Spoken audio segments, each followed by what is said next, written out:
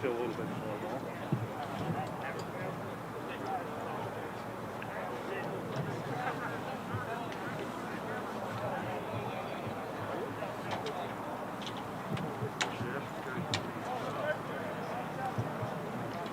Not too early. Not too early. Probably 5 minutes before kickoff. 5:05.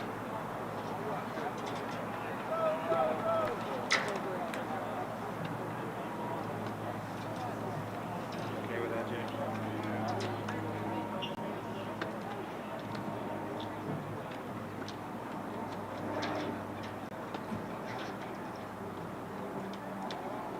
Well, it hurts already. It's going to be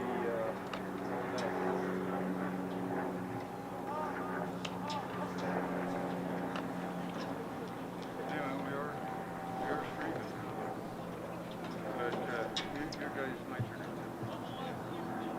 But there is crowd mics on either side of the set. Let me hear you. Just so you know, you probably don't want to talk about it. yeah, first.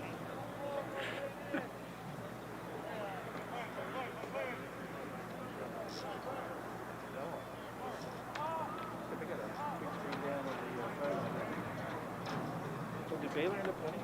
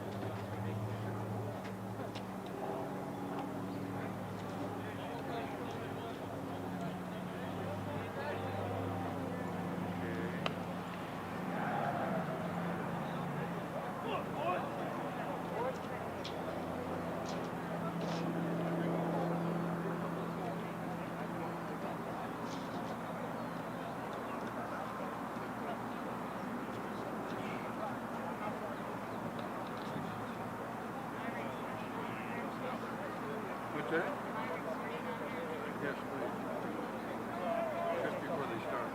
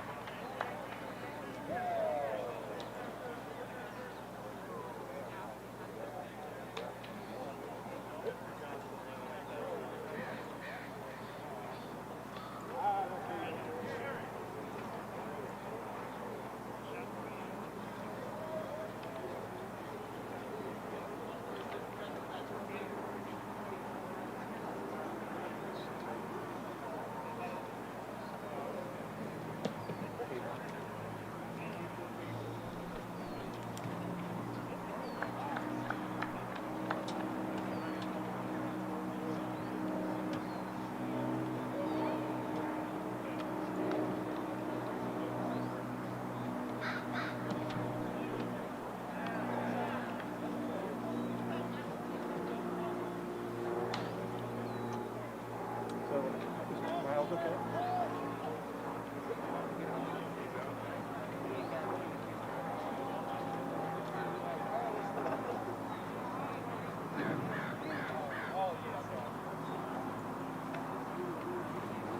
Shirley, just so you know, we are alive, but we're just not doing anything. Ryan, like we started.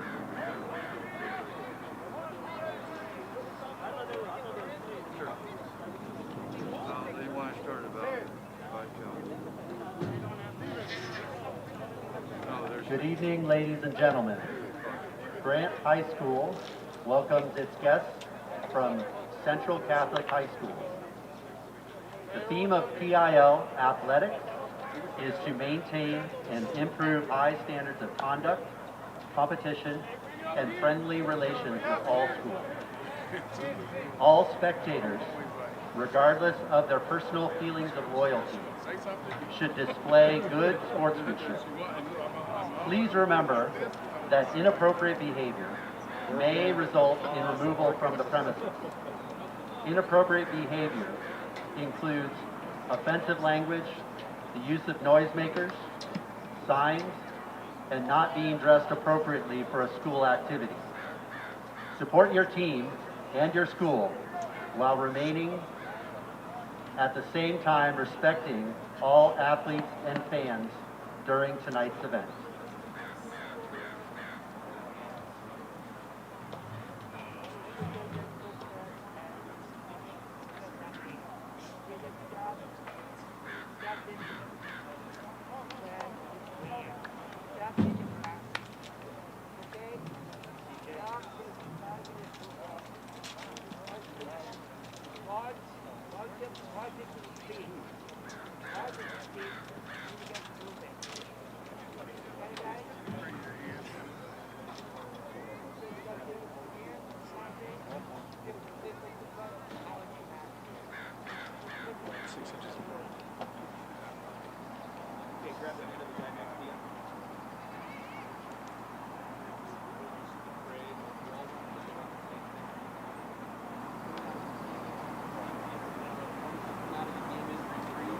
Now the starting lineup on offense for the visiting Central Catholic Rams. Number 4, Jordan King. Number 7, Zach Grisham. Number 9, Will Koenig. Number 12, Luke Johnson. Number 14, Jalen Ridgway. Number 24, Miles Broadous. Number 58, Marion Winston.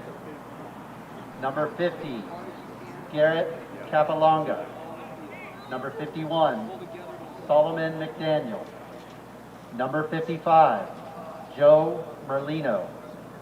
Number 77, Ryan Dirksen.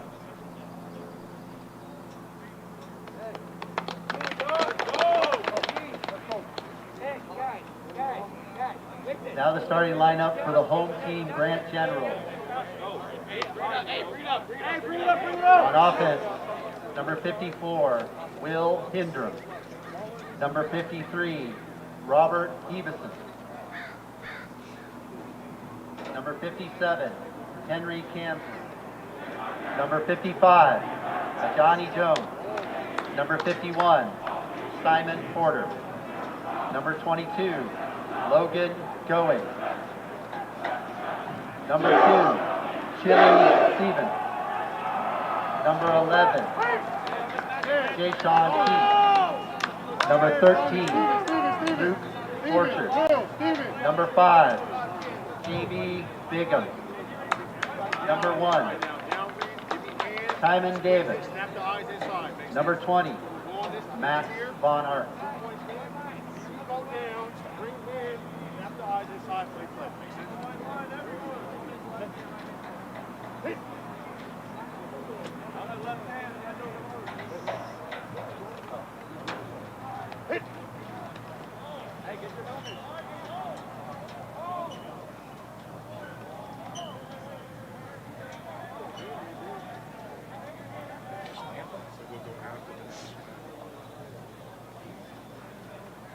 So we'll wait till after the national anthem. Oh, okay.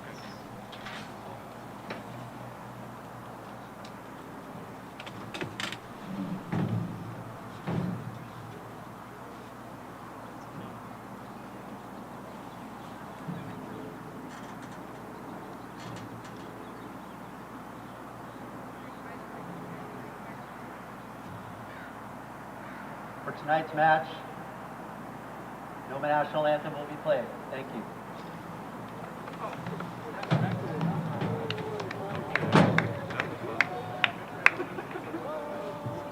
Shirley, go ahead and get your first.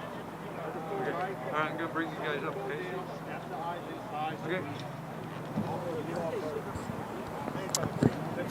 Good evening, everyone, and welcome to Franklin High School, where tonight we have a interdivision competition between the Central Catholic Rams from Special District 4 and the Grant Generals from Special District 1. I'm Steve Acton, along with James Broadous, with a Oregon Sports Beat presentation tonight. And James, coming into the night, we've got some pretty quality teams. We've had the benefit of watching Central throughout the season so far, 3 games in, taking care of Jesuit really pretty handily.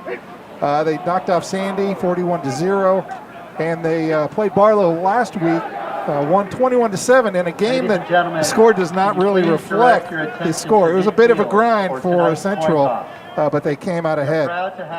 Grant, on the other hand, as you know, not a bad record at 2-1, and you've got some insights on what we can expect from Grant tonight.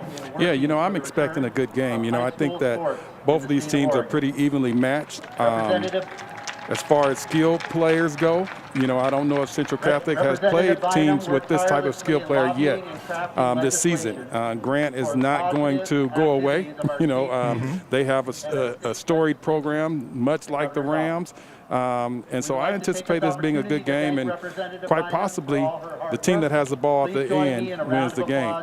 But Grant is there. They're going to rely on a few players. They rely on their all-league quarterback, Logan Going. Donald Chili Stevens is a running back to watch. They use Jay-Sean Pete in the running back position. They use him in the slot. They put him all over the field, just trying to create mismatches with his type of athleticism. And then Taymon Davis, he's been a big player for them offensively and defensively.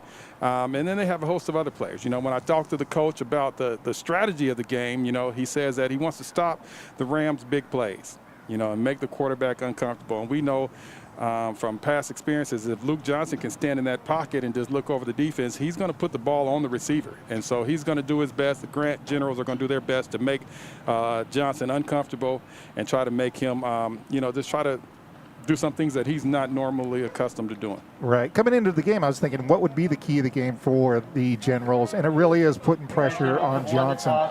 When Johnson gets rushed, he'll hurry the throw. He's had a few interceptions on the season. So it'll be very interesting to watch that dynamic play out.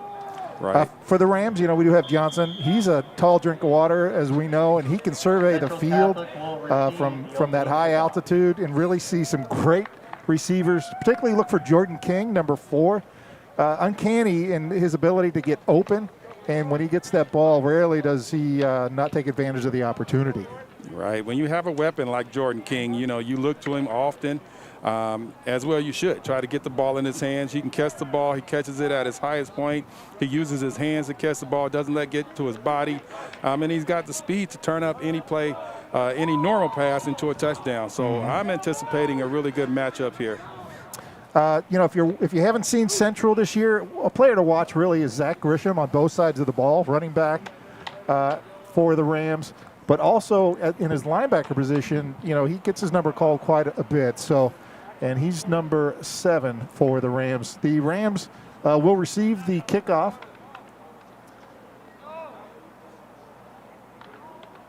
And back for the Rams, number 13, Strider Todd Fields, along with the aforementioned Zach Grisham. Both teams want to stop each other's explosion plays. When you talk to both coaches, they know that they want to be able to limit the number of big plays that happen. And at the same time, like always, and this is in any sport at any level, limit the turnovers. If you can limit the turnovers and stop the big plays, and both coaches feel like they have a good opportunity to win the football game. One of the things that Coach Beck from Grant had mentioned, which I thought was pretty interesting, was he said, let's win the special teams. Field position is important. He says it's tough when you're starting every drive from the 20-yard line. I know you and I have talked about that, but that's nothing that any of the other coaches have said, and he feels real comfortable about winning the special teams battle. yes. Yeah, and so we'll see how that plays out. We'll see it right here on this first play.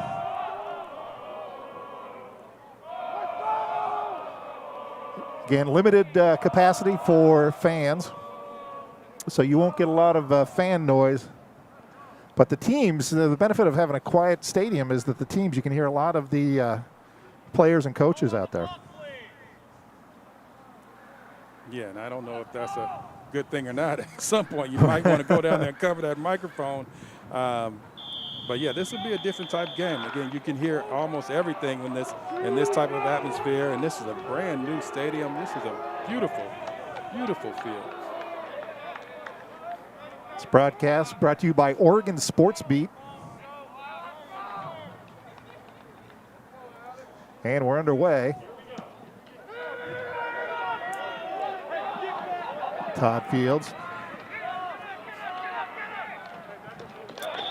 really tried to find a seam. Really didn't see any daylight, and they brought him down about the 28. So, you know, we'll call that a draw as it relates to performance on special teams. So, tackle on the play by. After one kickoff, special teams tied 1-1. Strider Fields, as you so see, whoever had the over/under, they're really disappointed right now. it's a push right now. So Luke Johnson will line up as quarterback there. Alongside him is Zach Grisham. If they stay true to form, you know that the Rams like to throw that ball around, and they like to spread it out to different receivers throughout the course of the day.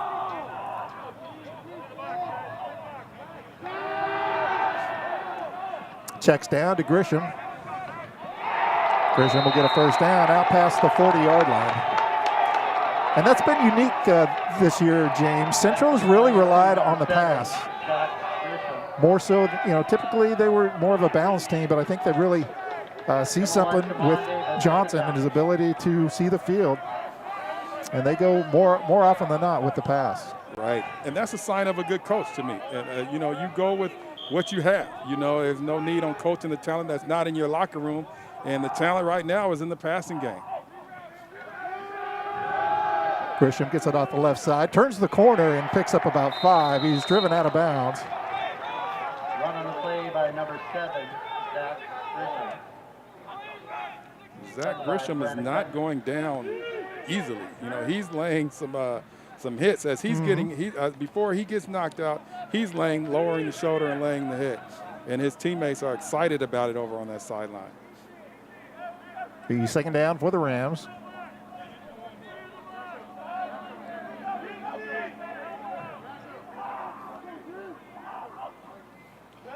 Straight drop, screen play. Grisham to the left side, has some running room. Cuts it inside to the 30 and dragged down from behind, a touchdown saving tackle.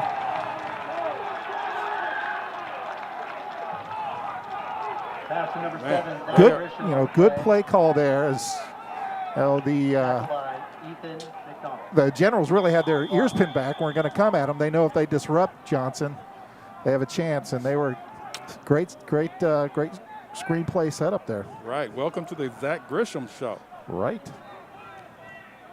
1st and 10 at the 20.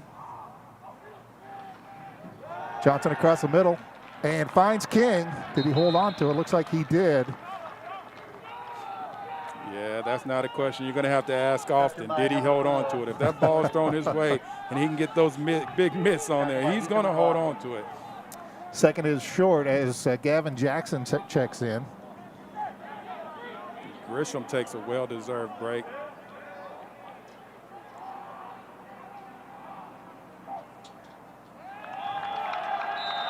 And it looks like they'll get the first down on an offsides penalty against the Generals. We've seen the Rams do that plenty times before. They get short. Second and short, third and short, obviously fourth and short. They will try to do the hard count and see if they can get the cheap first down, and that time it worked out.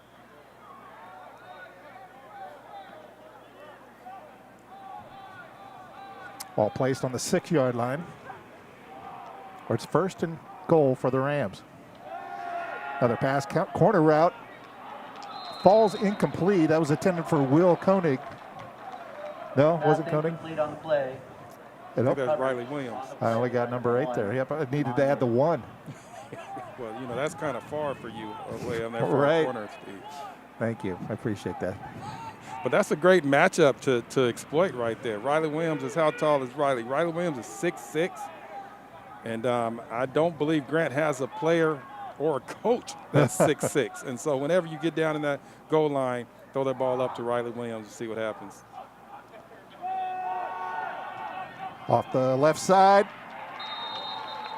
Bit of a fly sweep to Strider Todd Fields. Will be stopped short of the first down, or short of the goal line. Carried by number 13. It'll be Todd Fields. third down. Tackle on the play, number 7. It looked like he was going to get in there pretty easily. You know, somebody, I couldn't see that number from back here either, but somebody from Grant came through and made that last second, pushed him out of bounds. That was a great touchdown saving play. Just enough to push him out of bounds. And they just go right up the middle and into the end zone. Gavin Jackson for the Rams. And they draw first blood on really a drive led by Zach Grisham with, you know, multiple receptions and getting them down the field. Yeah, nice execution on that drive. You know, that drive, as much as the players, you know, move the ball and all that stuff, that drive goes to the coaches. They had those, every play that they ran was executed properly, and it picked up big yards. That is a nice drive, and I'm sure, as we talked before, that drive is going to go in the film room, and they're going to be watching that for a long time. Mm-hmm. And the kick is blocked. Point after is blocked. Great penetration there by the Generals. I don't know, there's a few people there doing that. So Rams take the lead 6-0 with 9:35 still left in the first quarter. You know, the little things, we talk about little things being big in high school football. That extra point block right there, you know, you can't do anything about the touchdown. You know, and a lot of times you see high school students or high school players, they just sort of give up and let that extra point just go. But right there, there's still some fight in that drive right there by the Generals. And I'm sure that, again, the coaches will pump that up, and that'll go a long way just to get them motivated, keep them into this football game, because if you don't get something going, then this could be a long day. And you talked about the special teams, so that's one way to send a message. Back for the Generals, Jarrell Bigham, along with number 11, Jashawn Pete.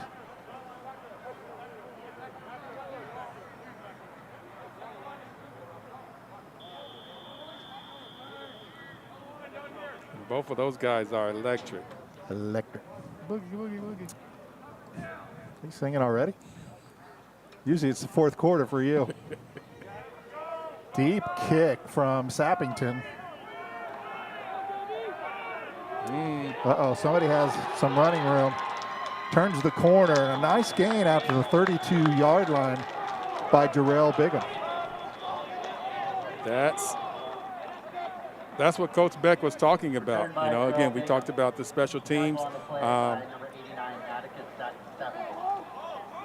All the way out, yeah. Yeah, Bigham got that ball and hit that corner and was able to pick up some blocks on the outside and turn it into a big game. This is a big start. I mean, this is a great start for the Generals here on this drive. Starting off at the 35.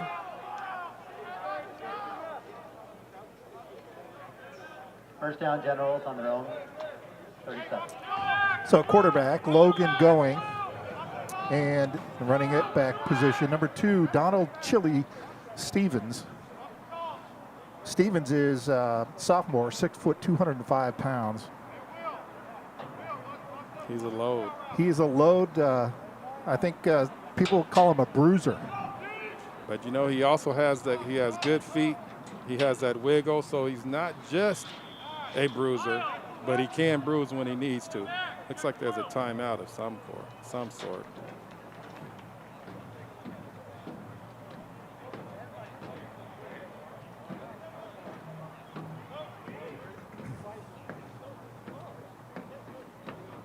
You know, this is, again, when you don't have the crowd here, you can get to be a little bit nosy, and we can sort of hear what's going on here. What's going on down there? They're looking at one of the guys' visor.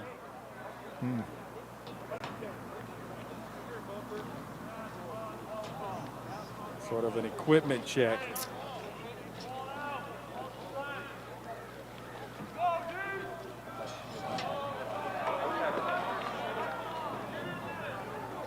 think they got that straight. Here we go. Uh-oh, little trickeration early to save Pete now at quarterback. And it's a keeper, Wildcat up the middle. Rams stayed disciplined and limit By that number 11. run to about 3 yards. In the pregame, we talked about Jay-Sean Pete playing a little running back, playing slot. They want to move him around. He's like the Swiss Army knife. He's that slash player. And so right there, they line him up at behind center, direct snap. They just want to get the ball in his hands and let him see if he can move the crowd. That time, it just didn't work out.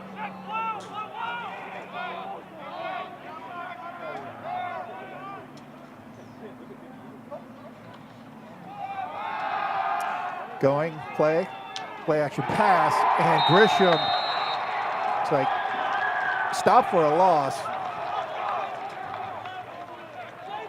Pass on the play to Jay-Sean. Yeah, it was intended for, actually completed Jay-Sean Pete, but Grisham tackled for a loss, put him at 3rd and a long 10 for the Generals. Kind of a big early play now for the Generals. You know, you want to at least kind of keep the momentum balanced. Yeah, Zach Grisham right there. The Rams started off running the first 3 plays to him. The Generals came out, looked like they was going to run Jay-Sean Pete, but They come with Grisham the wasn't blitz gonna off the have it. edge. Going under pressure, fires it across the middle and falls incomplete. That was intended for Luke. Let's see here. Yeah, Luke Burchard. And that'll bring up 4th and long. Luke Burkhardt, maybe. He's 6'5". You know, when you get in trouble like Going was, at this point, you just throw the ball up in the air and see if your 6'5" guy can go up and make a play. He almost made the play, but that would have been an amazing play to make if he had caught that one. And considering the pressure, nice job by Going to put it where he did.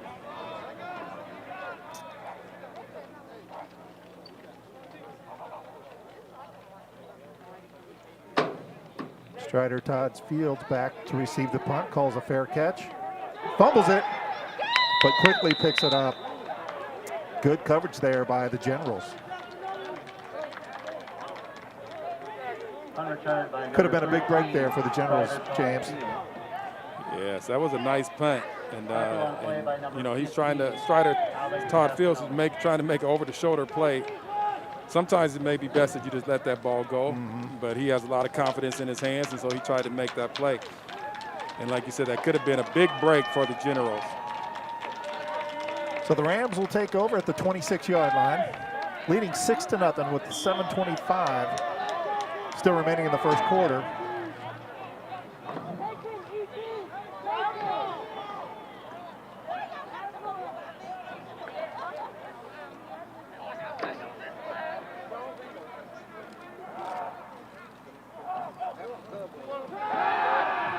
Johnson, he goes down. Great tackle there by the Generals.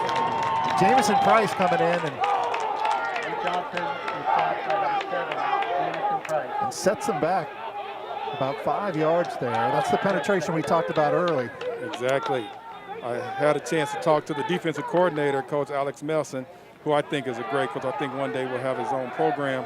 But he said he prides himself in being a multi-front defense, and they will switch up the fronts. They rely a lot on speed and athleticism, and as you've seen, that was one of those examples right there. 2nd and 16. Again, dropping back to pass is Johnson. Esther tried to find a man open. That pass falls incomplete. Bring up 3rd and 16 for the Rams. Nice adjustment by the General. That pressure, if you can make the quarterback uncomfortable, and if you can do it with just your front 4, then you're really onto something. If you have to bring numbers like they did on the first play, it can get done. But that time it was just done with the front 4, and there was nobody that Luke Johnson could pass the ball to. Great defensive integrity right there. 3rd and 16. Top of your screen, they're keeping the safety in the middle. and not really playing king. They stay on this side, Grisham. And Grisham will have enough for a first down. Nice strike thrown there by Johnson. If you give Luke Johnson time, he will put the ball right on the receiver. He has shown his accuracy throughout the season, and in particular when he is given time. And right there was no semblance of a rush, and so he was able to pick apart the defense. Found Grisham once again. Welcome to the Zach Grisham show. Yeah. Line gave him a lot of time to really stretch that defense where Grisham could come underneath. And inside handoff. That goes to number 33, Gavin Jackson. He'll pick up a few. Number 33, Gavin Jackson. We talked about the skilled players on both positions, on both teams. But reality, the game is going to be won at the line of scrimmage. And right now, the Rams are dictating how the game is going by their line plays.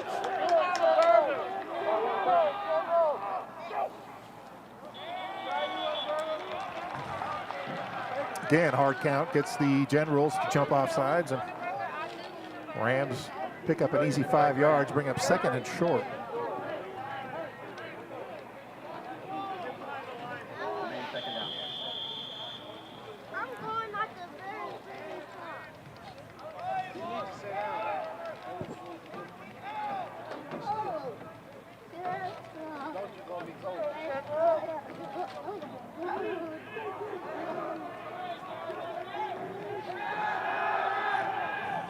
Johnson post route. Nice catch there. I think that was Miles Broadous.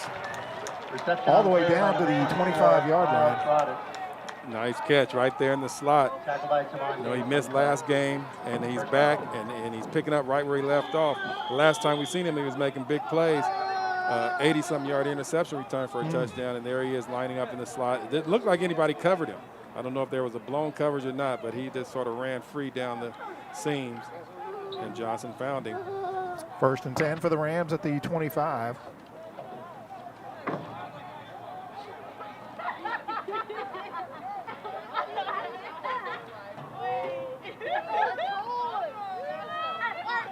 Play action. Johnson will keep it. Up the middle and goes down. Nice pickup, enough for a first down. Play by number 12, Luke Johnson. I'm sure in the scouting report they talked about the receivers, they talked about the running backs, they talked about the throwing accuracy of Johnson, but they probably didn't cover too much about his legs. And right there, he climbed the pocket. The pocket never closed, and so he just kept running until they moved the chains. So they moved the chains. Riley Williams at the top of the formation. This might be an opportunity to go back to that play that they tried earlier. Johnson did a nice job putting it on his hands. He just couldn't haul it in. Oh, yeah, you got a little on a big.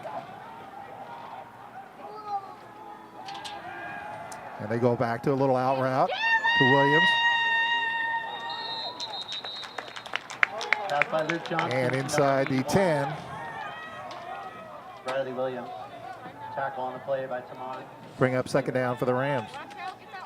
Tamon Davis is a great athlete, but that's a tough cover to have to cover 6'6" right there. Riley Williams is a good athlete in his own right, and then you add the height on top of it. That's a tough cover.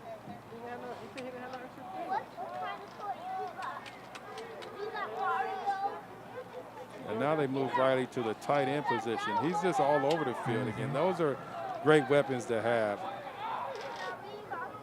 Second and 5 for the Rams. Jordan King territory. Oh,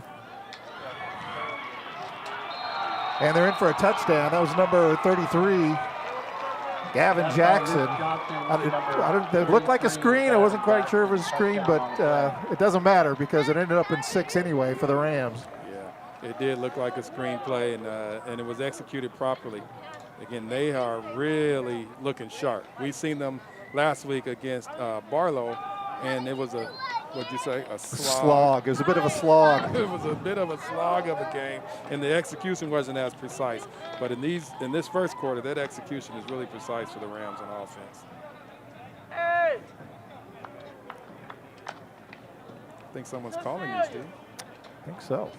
The PAT is up, and it is good. So the Rams are able to protect Central Catholic is good. on that one. Hit by Emiliano Mondragon. Mondragon with the extra point. And the Rams go up 13-0 with 2:53 left in the first quarter. And the Generals are having a devil of a time trying to stop that Rams offense. And part of that is because of the way that they are using, we've seen them use Jackson, we've seen Riley Williams, we've seen Jordan King, Zach Grisham. They're using all their weapons. And so, and Luke Johnson running for 12 yards up the middle. So, you know, it's hard to zoom in on one particular area. But they're going to have to make an adjustment. They're going to have to, you know, they were successful when they were able to get penetration and get Johnson off his game. Right, and you don't want to continue to have to do that with the blitz. You don't want to have to bring numbers to get that pressure. But right now it looks like that might be something that the Generals need to look into a little bit more, because when Johnson is standing there flat-footed, he's able to pick apart this defense. So Jason Pete back along with Jarrell Bigham for the Generals.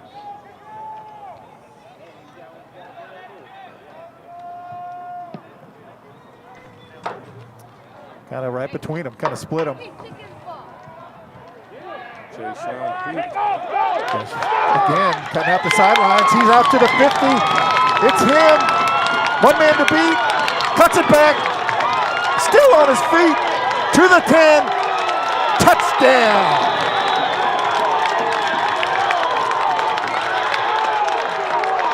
How about Jason Pete? About a 90-yard touchdown return and put the Generals back into this thing. That's what we talked about, those explosion plays. Their best offense right now is kickoff return.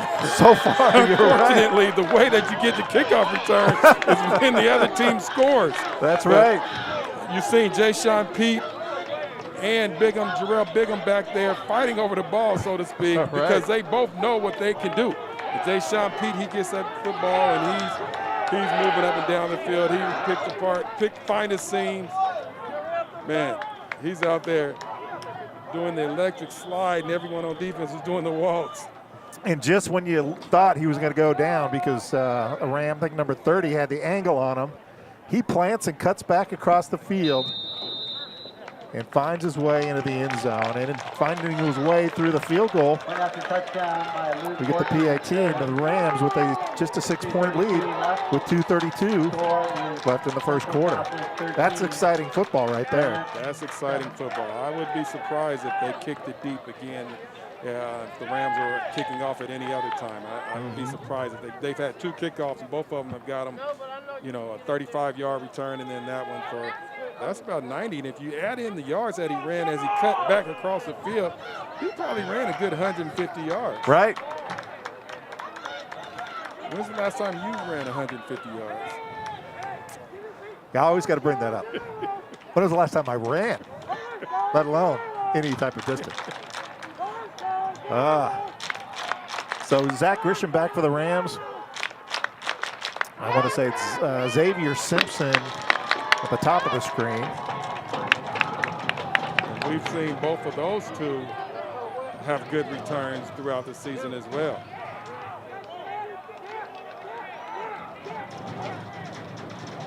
The crowd is getting a little fired up here. This is good. We haven't had a crowd in a long time. This is it. It's all right.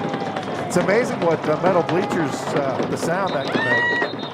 And you hear the whistle blow. It looks like somebody was offsides.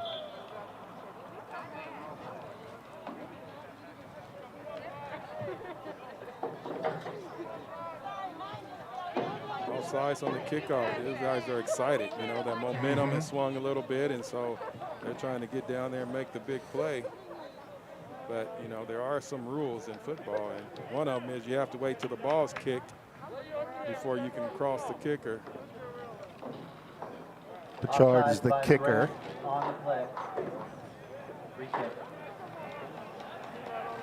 He looks pretty tall himself. 6'5", 190.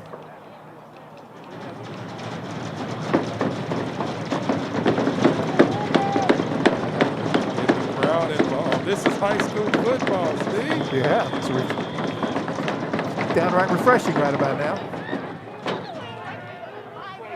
Grisham will take it. He's got a wall in front of him. Hobbs would quickly drop there. Is Grisham taken down by number 7, Jamison Price. So good coverage there by the Generals, and the Rams will take over at the 27-yard line.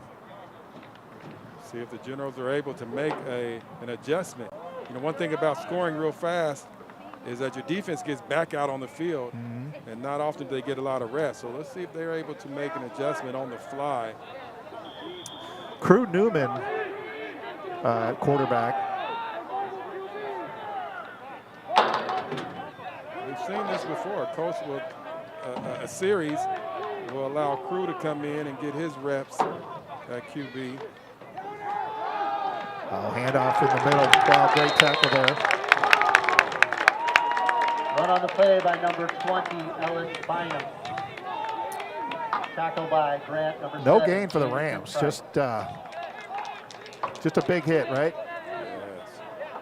If I'm not mistaken, it looks like there's different linemen out there. So Coach Pine is allowing different players to get the opportunity to play. Again, in this abbreviated season, you try to do anything you can to keep your guys happy. Looks like he's letting a few other kids get in the game. Newman going to pass. Actually pretty well thrown. Pass by number 6. But Coney going to be able to haul it in. Going to bring up 3rd and 10. Number 9, Will Pine. You put that ball low and away from the defense, right in the only spot that the receiver could catch it. 3rd down. But the receiver didn't catch it. Still a good spot. 3rd and 10. He kind of ducks down, Newman, when he passes. You notice that? He kind of will drop down, kind of high behind the line a little bit. His whistle works. That's for sure.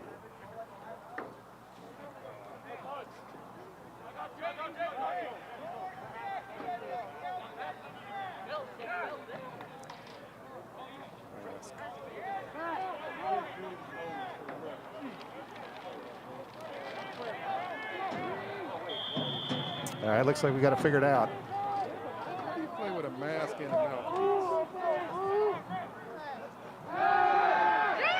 Just a dart thrown to Grisham. Grisham able to break free and gets enough for the 1st down. Newman just threw a dart. I don't think he caught it. I think it stabbed him in the chest.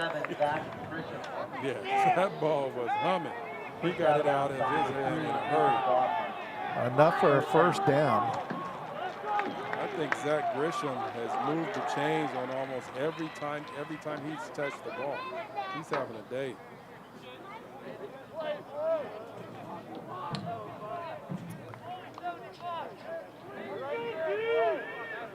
Crew Newman with Bynum in the backfield.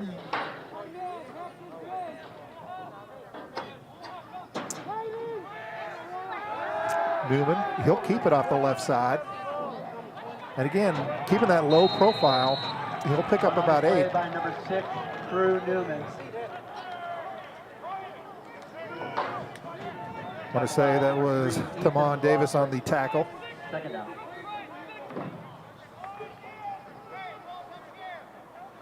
Maybe 2nd and 4. This is where they've done the hard count twice in the 1st quarter to pick up 1st downs.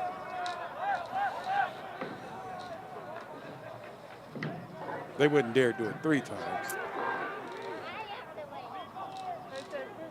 Newman rush comes, he tucks it down, and he'll be dropped for a loss.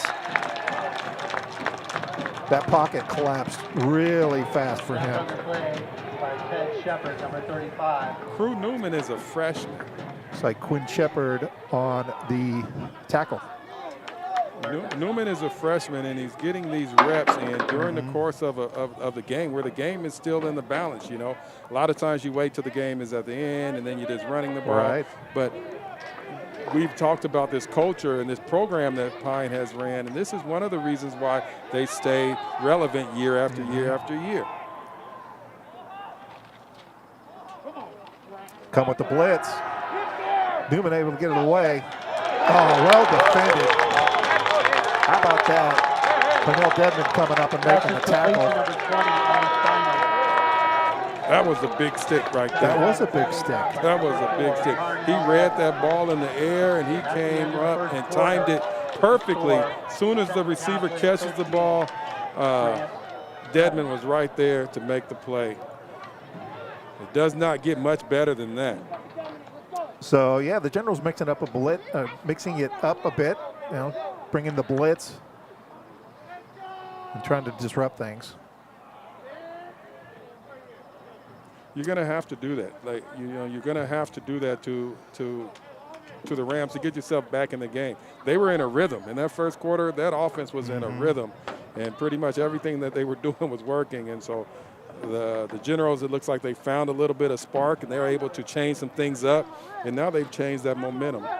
And this is a big fourth down play right here. You said it, James. I would imagine they would punt. Yeah, it looks like they are going to punt. They bring out Atticus Sappington. And we've seen this General special teams, and now they have Tamon Davis back there. We've seen Jay Sean Pete. We've seen Jarrell Bigham, and now we see Tamon Davis. And let's see what he can do when he touches the ball.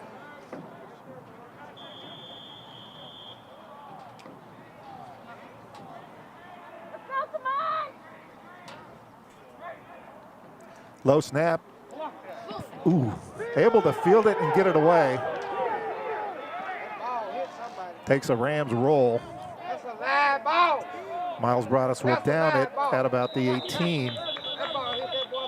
Boy, just barely able to get that off after feeling like a shortstop there. Right. It's interesting. The referee threw his marker back here. So either it touched a Rams player and the ball should be moved up to the 35, or it touched a Generals player and that would be a live ball. Rams recovered. Let's see what they do. I think they're going to move. So a Ram must have touched it at that point. Okay. So they're going to move everyone back. So do not get the benefit of the roll. And the Generals will take over at the 35. Really trying to get some. 34-yard line. Trying to get some production out of the offense there, James. Right. I've seen times before when you get this type of momentum, you got a big stop. You try to go for the big play right when you get this ball. And I would not be surprised if the Generals try some type of a chunk play. It seems like we haven't seen the Generals offense for some time. So.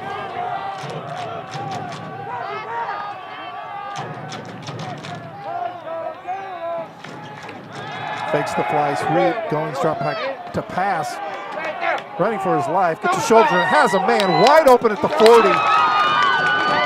And you talked about the chunk play. There's Jarrell Bigham with a big play. Number 5, Jarrell Bigham. Logan Going just kept moving. He kept the play alive by scrambling. And he kept his eyes up. And he kept his eyes up. Exactly. And you were pointing at the wide open receiver there. And Jarrell Bigham did a great job too. Sometimes as the quarterback is moving right, if you don't get the ball, receivers will just stop. He kept moving with the receiver, and he's out there doing jumping jacks. And Logan Going finally saw him, picked up a big play. Big chunk play there for the Generals. First down about the 27-yard line of the Rams. Handoff to Stevens. Picks up a few. Tackle on the play by number Looks 8. like it was Jacob Smith on the tackle. Is Marion Winston out there today? We haven't said his name, and that's odd, because if he's out there, we would have said his name right now. I'm not believing he might not be on the sideline today. I mean, he may not be on the field today. I don't see him out there right now. Number 36.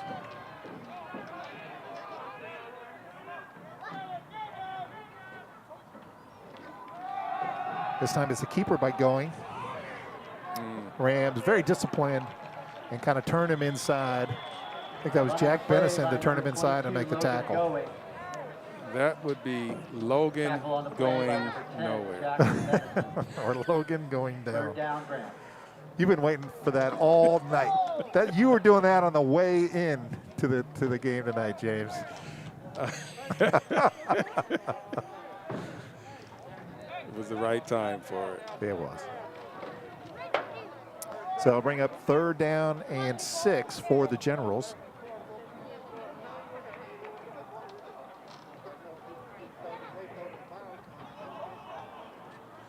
Take the fly sweep. Good coverage by the Rams. Looks across the middle to the end zone. And the ball comes out.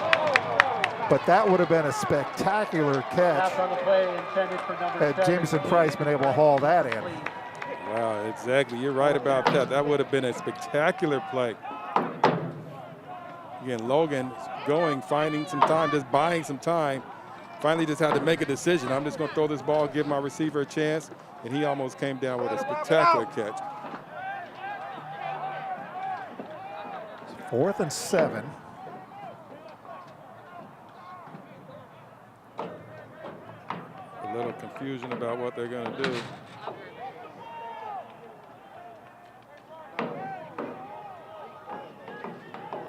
This is one where I would call a timeout as a coach.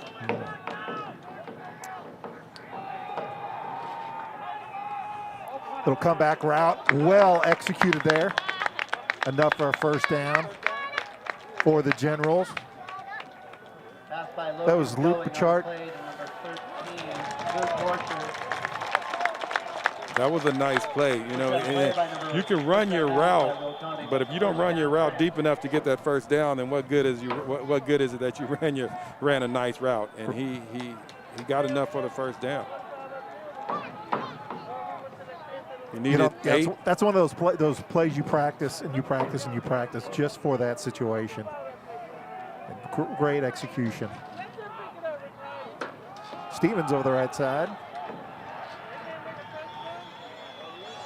Quickly wrapped up there. Run on the play by number 2, Chili Stevens. Chili Stevens. Tackle by number 10, Jack Benison. So Benison coming up to make the tackle. 2nd down. 2nd down and 3. All right, let me 2nd down and 7 after the gain of 3.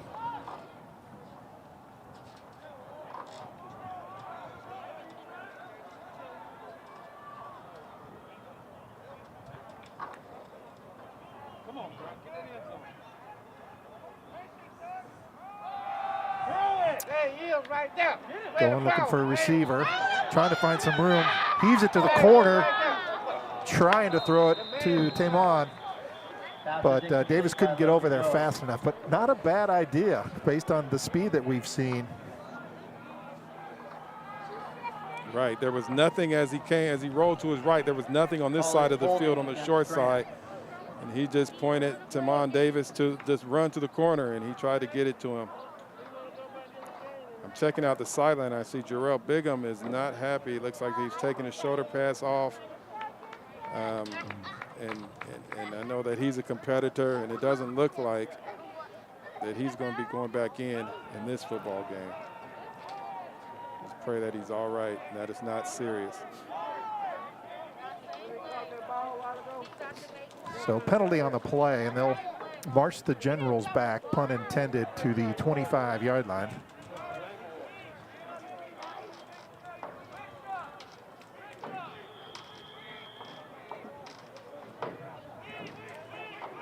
Empty backfield. 2nd looks like about 23.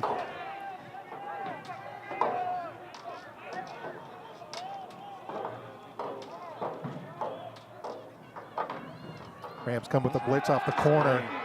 Oh, what a one-handed grab there by Chili Stevens. The Rams quickly over there to stop him, though. That was impressive. That's going to be one of those highlight reels. Somebody be rewinding the rewind tape tonight. Right. He just reached back and caught that ball one-handed, tucked it, and tried to get somewhere. That was very impressive right there. We talked about that athleticism. That right there is a highly athletic play. Short gain, all things considered. Rams were very effective in coming over there and stopping him. It'll be 3rd and 20. Just wasn't enough room for him to catch it and get it upfield on that short side. For Jack Brown to come. No, Jack Brown will drop back into coverage, and the flag comes out. Delay game, so they'll get backed up. So a drive that was exciting and really going to put them in a good position to either tie or go ahead of the Rams. Now they're just struggling to get a first down. And penalties will kill you, and they keep going backwards, 5 yards, 10 yards. But definitely 2-down territory for the Generals.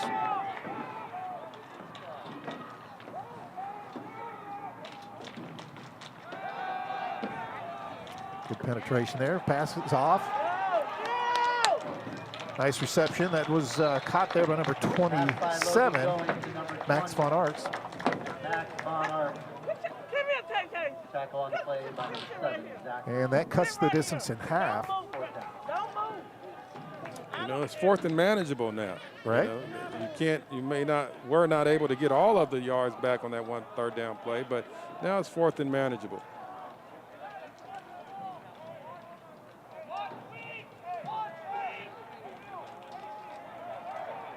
And they're going empty. So unless you have a quarterback draw, I would imagine that this is going to be a pass. Going, pumps. Oh, rush comes. Oh, boy. And that'll do it on 4th down as Riley Williams comes in and makes the sack. Riley Williams looked like he dropped back in coverage just a second, just to hold the quarterback, and then he just came full speed and made a big play. Officials are stopping play right now. I don't see a flag. Oh, the clock didn't stop. Gotcha. You know, right there, that's one of those things when you go empty as an offense, you go empty backfield, it's pretty much guaranteed that you're going to pass the ball. And it looks like the Rams sort of dropped back into a zone and just was not anywhere to any passing lanes for Logan going. And then Riley Williams has just decided, you know what, enough of this. And he just blitzed through the line and got there quick, showed his speed. Quick. Yeah. Just shot through there. Crew Newman back in at quarterback. With him is Ellis Bynum. Play action. Newman stepping up. Going to go deep. Heaves it down the field. Nice grab there by Jordan King and a big pickup for the Rams. Tackle there. Tackled by Jackson Montefort. And they're across midfield just like that, James. All right, Crew Newman, that was a nice ball. By the freshman, a nice throw, you know, and if you're going to throw the ball, no better player to throw it to than Jordan King, one of the best receivers in the state. He went up and got it high point. Nice execution. Rams quickly on the ball. And then they check off, see what the Generals are in, and call the play.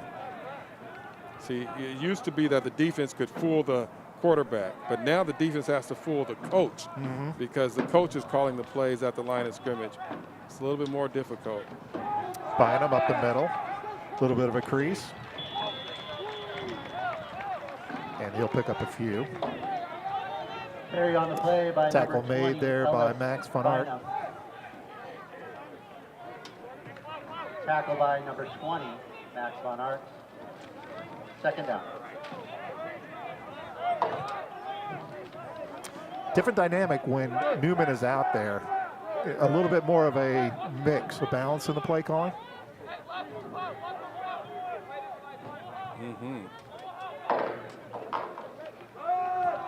Read option. Newman keeps it. Almost looked like Xavier Simpson was going to be on the tackle as they collided in the backfield. I think the timing was off on that a little bit. Xavier Simpson came flying past there, and that read option really just became option. you know, because Not a lot to read. I not just a need lot to stand read. up. Right. And he just tried to make something out of nothing. Got a few positive yards, so. Third and a chubby 3. And a chubby 3? It's not quite 3 and it's not quite 4. It's a big 3. Flag comes out. Newman hits his receiver, but really for no gain. That's Xavier Simpson. Let's see what the flag is. Complete to number 5, Xavier Simpson. Tackle by number 7, Jamison Price. Flag on the play. Bringing the takedown is Jamison Price on that. See what the call is.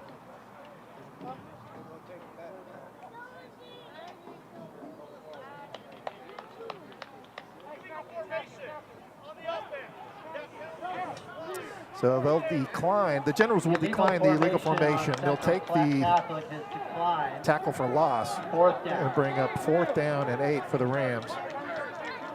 And coming out to kick is Atticus Sappington.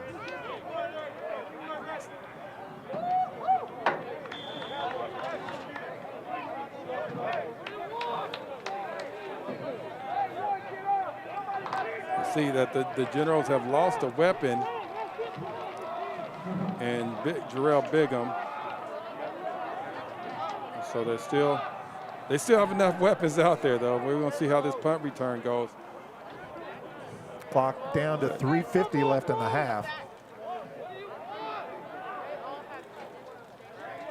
Got too many men out there. Better snap this time. Again, good cover, good rush by the Generals. And it'll be down at the 22. So great opportunity now for the Generals. Close out the half, closing the gap. And basically, if they're able to put some points on the board, James, I think they got the momentum going into halftime. Right. 21 yards. Right, and that's it right there. And we know we talked about it plenty of times before. Momentum in high school football is big. And if you can put some points on the board, they're going to get the ball back in the second half to start the game. This could be a big drive here for the Generals.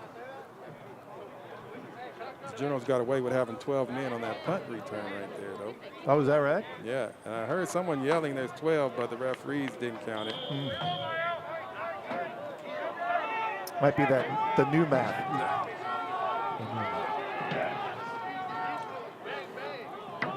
I think they'll start trying to get the ball back in the hands of Jay Sean Pete. He's going all by himself again. They come with the blitz on the top. They get it down here to the bottom. Oh, big hit. Boy. That was Salon Sanders coming in and just laying out. Come on. It's quite a hit. That was quite a hit right there. He came full speed. That's what football was made on. Just hits like that. Good, clean hit. No helmet to helmet, no trash talk. Just slobber knocking hits. Slobber knocking. 2nd and 5. Ball out to the 27.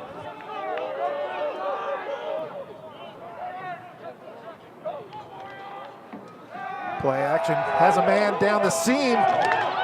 Oh, and that falls incomplete. Jamison Price certainly had, he might have had a touchdown on that. Ball was really laid into his hands. He dropped it, and that was an opportunity they want back. Yeah, you know, he put it in a bad spot. That's hard. When you know you got the seam, you got the real estate ahead of you, and all you got to do is catch that. That's not, sometimes it's like the layup when you're wide open. Right. And I have my team misses quite a few of those. But that ball was right there in his chest, right in his hands. And like you said, I think he was trying to get upfield before he caught it. Resulted in nothing. It's a big play. 3rd and 5. Get another play action. Going scrambling. Has some room on the left side of the field. Still looking. Unbelievable. Price able to haul that one in. And they're up to midfield with a 1st down and 2:30 left on the clock. Logan going is continuing to use his legs to keep plays alive. Keeping it alive. And just keeping, like you said earlier, keeping his eyes downfield. And he is just waiting and waiting and making sure and waiting until something happens, somebody breaks free. And that time Jamison Price broke free and came down with the catch. Timeout would be called by the Rams. So 2:12, the Rams call timeout, kind of readjust. Now that ball hung up there for a little while, and Xavier Simpson, if it just would have hung up a half a second, we could be saying Rams pick 6. You know, it was that close. Absolutely, it was that close. And Logan throwing from one side of the field all the way across his body to the other side. You know, that's something that you're taught early on. Don't do that. But when it's easier for coaches to say it, but when you got guys barreling down your neck, you're going to try to throw that ball to anybody that you can see. And he was fortunate that it was not picked off. And then Jamison Price, give him credit. He bounced back from 2 drop balls. He dropped one in the end zone. He dropped the one down the seam, and he made a big play right there, turned it into a first down. You know, it's the discipline of the Generals line. You know, when those plays get extended, those linemen, you know, typically will fade downfield a little bit and get in a position where you get the illegal man downfield. There's been numerous plays where Going has scrambled and that line has really stayed tight to the line of scrimmage. Absolutely, good call. They have stayed disciplined. I know if I was playing that line, I wouldn't want to be going downfield, so you wouldn't have to worry about me ever going illegal man downfield.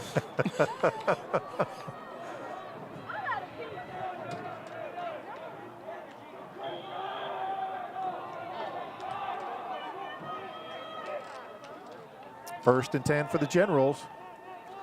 Looking to get back in here with the Rams before heading into halftime.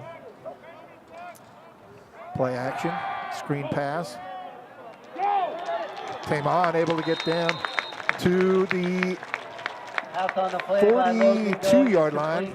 They'll wave them on enough for, well, they'll bring up second down. Second down. Tackled by number 24, Miles Broadous. Second down. Second and short. Clock continues to run.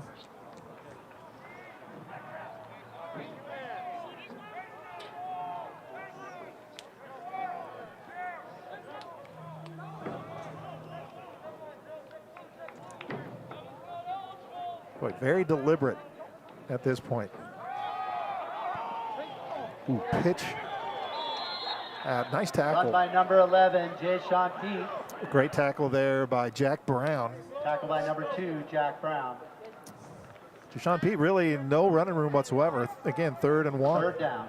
You know, we've seen this before. Jack Brown, every game, there's like 2 or 3 plays where it looks like he knows exactly what play is being called, and he's in the backfield when the running back is getting the handoff. And right there, you see him make a big stop. So now under a minute for the Generals. You know, you worry about the lack of urgency here. Rams come with the blitz. Oh, and Going goes down. You just talked about Jack Brown being in the huddle. He came off the corner. And it looks like Stevens didn't see him. I don't think anybody saw him. Timeout. Actually, timeout called by the Rams. That's an interesting maneuver. 4th and 9. Really kind of putting the pressure there on the Generals to make a decision. And in high school, you know, and I always draw the comparison high school to college and pros and whatnot, but in high school, if you're forcing them to punt, a bad snap is not out of the question. Right. You know, so this is a good timeout by Coach Pine over there. Make them execute. And we've seen snaps go over the head. We've seen snaps get low. We've seen shank punts. So anything could happen in this situation. What you don't want to have happen, obviously, is a penalty, running into the kicker or something like that. Or a muff. Or a muff, yeah. So, you know, you may not even have a guy back there. Just force them to make the snap and the punt. A minimal amount of rush just so you're not picking up a penalty. But you're going to have to execute here. And no one back for the Rams.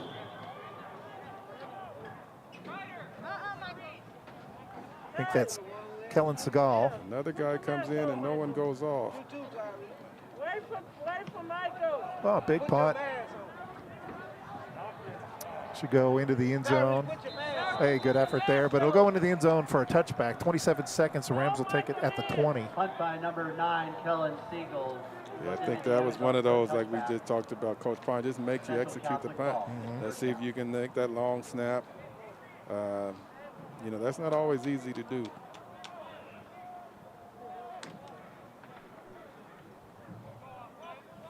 The Generals have been turned down. They've had some nice drives, to the start of some nice drives, and then they've all stalled. Once you cross that 50-yard line, it seems like their offense sort of stumbles. Yeah, sputters a bit. You know, getting a bit older, James, I believe the Generals will get the kick to start the second half. You are right. You are getting older. So Luke Johnson back into the game with 26 seconds.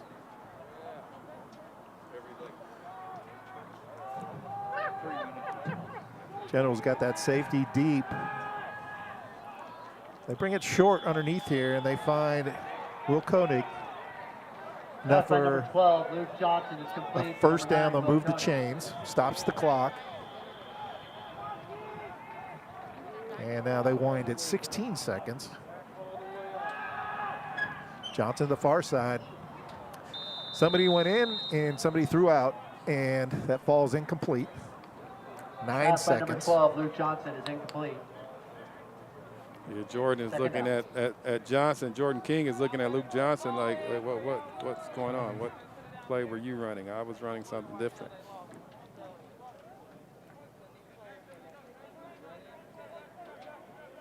Is this time for the Hail Mary? I don't know, maybe 2 plays. Play action. Well, that's a fumble. That looks like That's a fumble. live ball. Oh boy. It is a live ball. And look who's got that ball. Kamon Davis with the touchdown as time expires in the first half. Fumble on the play, recovered by number 1, Kamon Davis. Wow. Wow.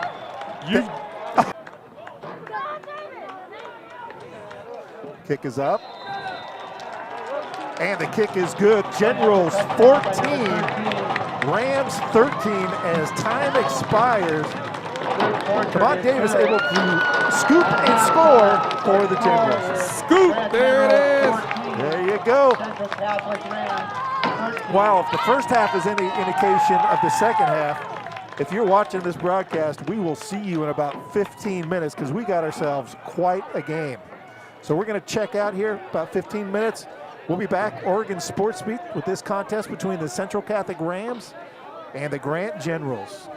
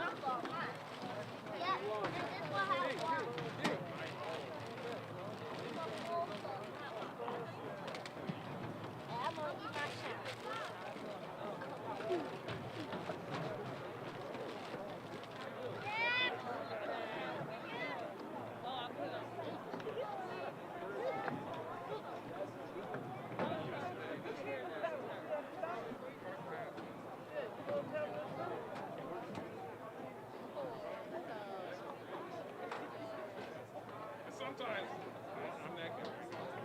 Sometimes I need to get over here and get my It's way over there, man.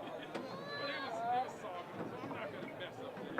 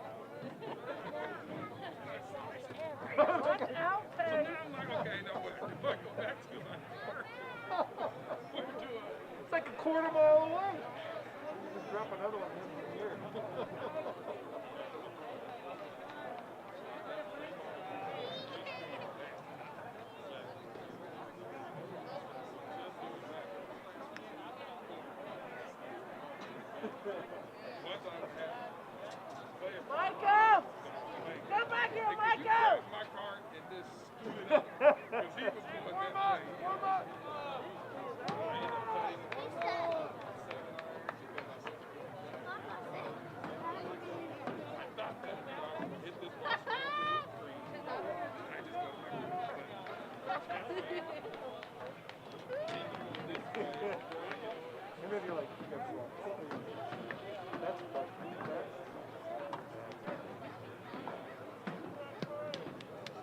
you go out by yourself.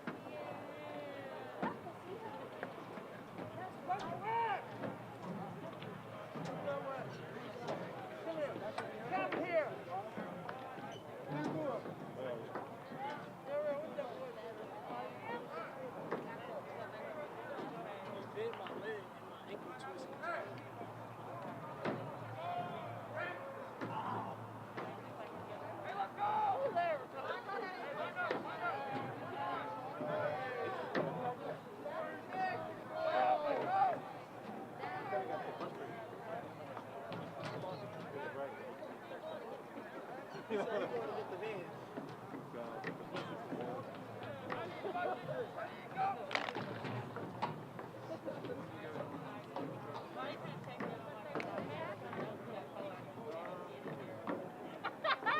Start right before kickoff.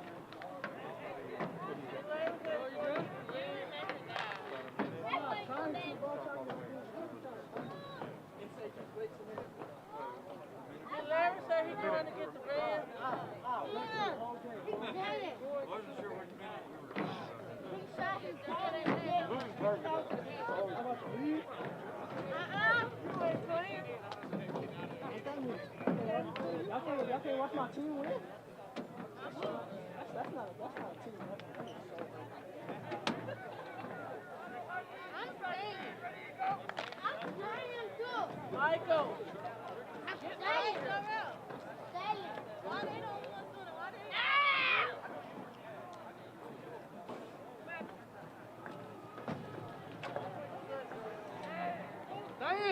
Diamond, here go Archer.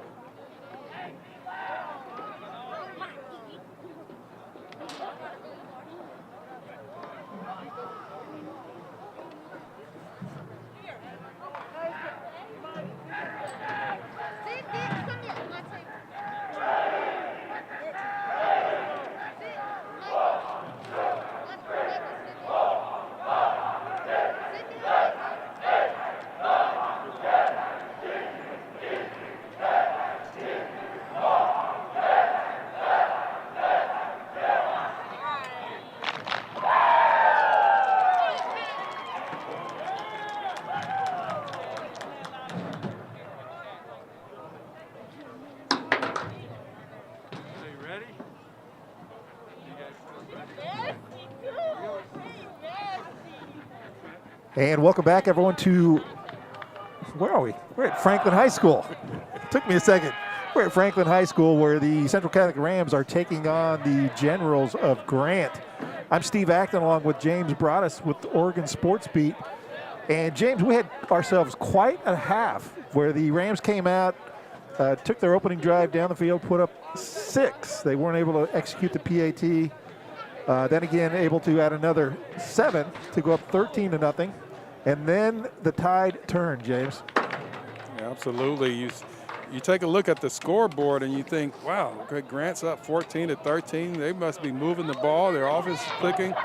But no, that's not the case. Grant has scored 2 touchdowns on a special teams kickoff return and a scoop 6 by the defense, you know. And for all intents and purposes, the Rams have been in control of the game, but just not in control of the scoreboard. So some big breaks. Actually, I wouldn't call it a break. They took advantage of opportunities, and the Generals able to take a 1-point lead into halftime. But more importantly, as we talk about, James, they took momentum into the halftime, and now they're going to come out. They'll get the kickoff, and then we'll see if that offense can't get something going, because you really can't rely on those special plays to get you to the win column.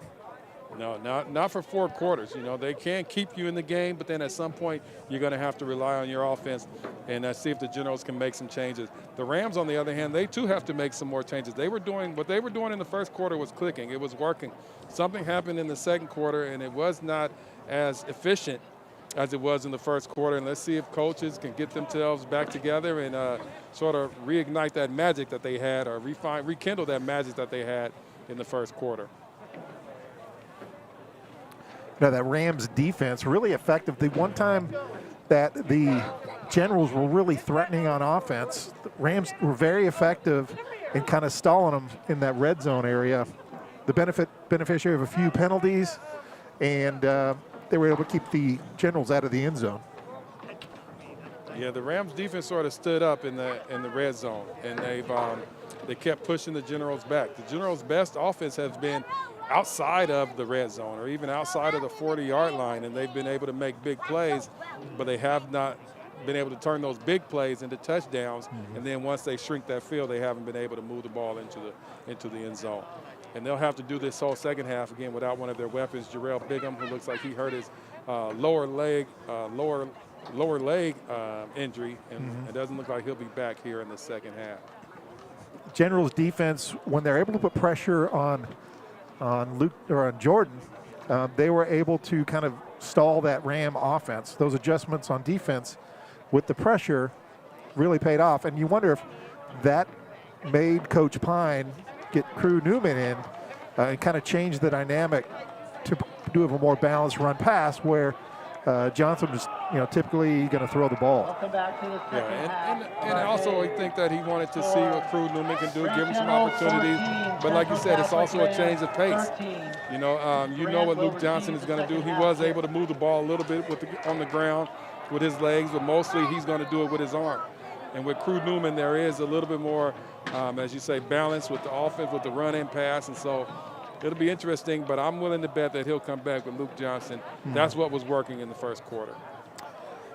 Tamon Davis back for the Generals. He's the one who did the scoop and score.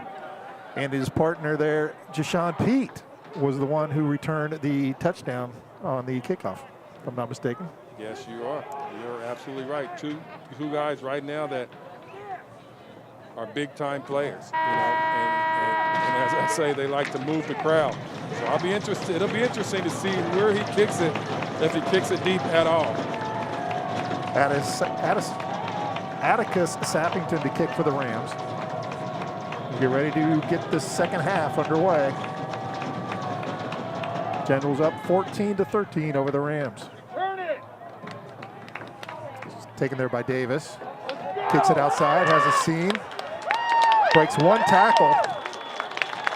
Boy, he was close to going on that one too.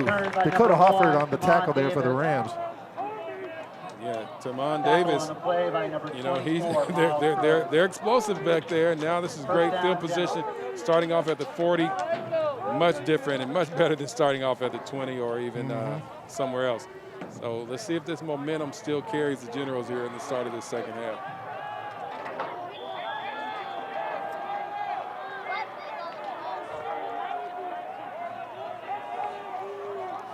Logan going back with Chili Stevens. Where's Jack Brown? Going, one hops it to the near side of the field. It falls incomplete. That was intended for Brockert. Jack Brown had a big first half, making quite a few plays in the backfield. One, if not two sacks back there. And so I'm sure the adjustments that the Generals are making are going to have Jack Brown's name on it.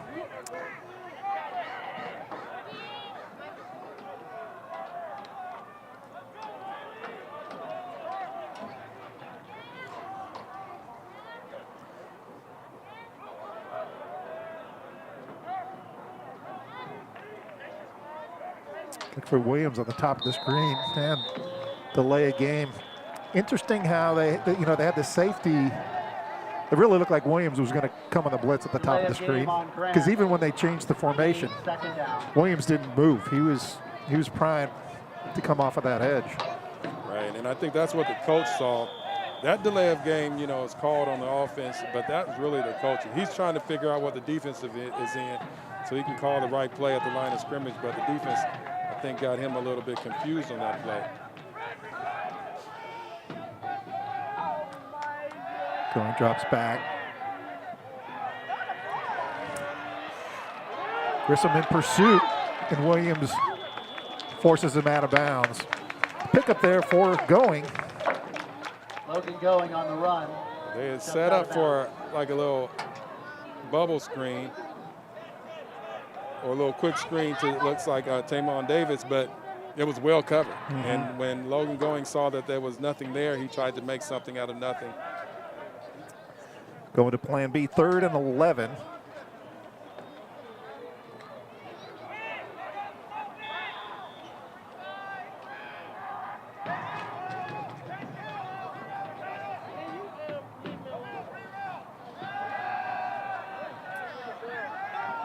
Going rolling right. Just heaves it downfield. Oh! Looking for Davis. Boy, he's got quite an arm. That was at least 50 in the air, don't you think? Right. I don't think the Tamon Davis really thought that he was going to throw it, and if he did, I don't think he knew he was going to throw it that far. Right. You got a sense, it's like, well, wait a minute, what's going on here? This ball is coming. I can't believe it's coming, and he almost had that. It's a nice throw. Once again, Logan Going has been doing a good job of moving around and buying time, bought himself some time, and was able to get that ball all the way down the field. Just was not able to connect. Back for the Rams, Strider, Todd Fields. He'll line up about the 35-yard line. And a timeout called by the Generals. Timeout. Boy, you really hate to burn a timeout on 4th. Yeah. Coach Beck is not happy either. He's out there barking at a whole lot of people. You do not want to waste a timeout on a punt. I personally wouldn't. I would just go ahead and take that Take 5. the 5, yeah. Yeah. But sometimes you just have to get out there and let everybody know that you're the coach and you're unhappy. Because, it's your positions. They're not changing. If you've been on punt in the first half, you're on punt here in the second half. Be where you're supposed to be. Looks like at one point they had 12 guys out there. I seen the equipment manager running out there. There were some cheerleaders that ran out there. Nobody knew what was going on. All right, we're settling back in here. Going to try this punt again.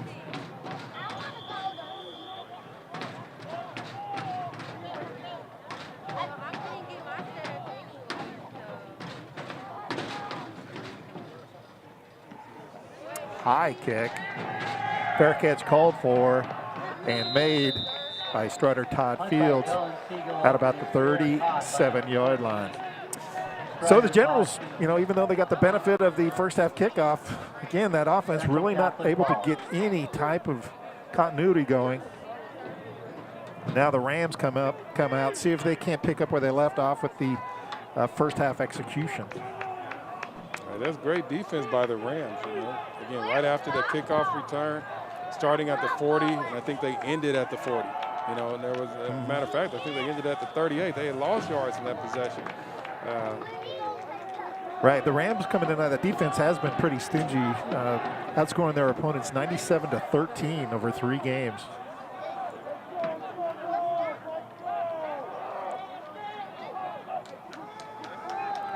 Grisham over the right side, run, able to get about 8 yards before he's met by the Generals. Run on the play by number 7, Zach Grisham. Zach Grisham is running hard. He's been pretty much a big play running back all game for the Rams today. Back on the stop for the Generals. I think we probably will see a heavy dose of Grisham here in this second half.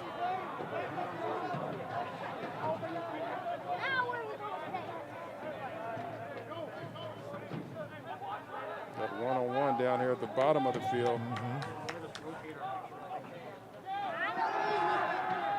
Rush comes.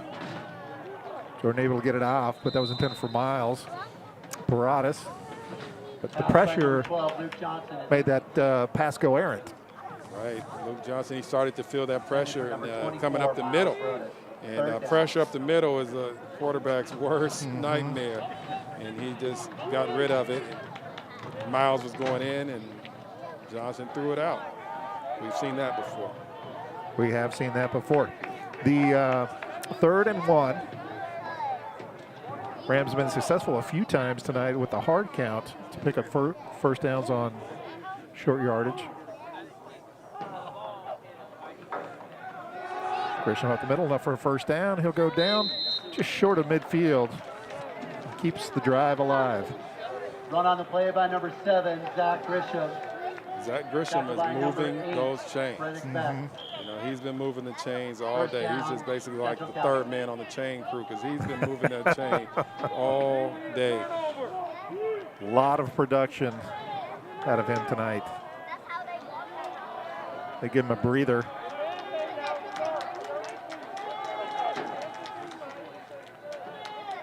So they bring in Gavin Jackson.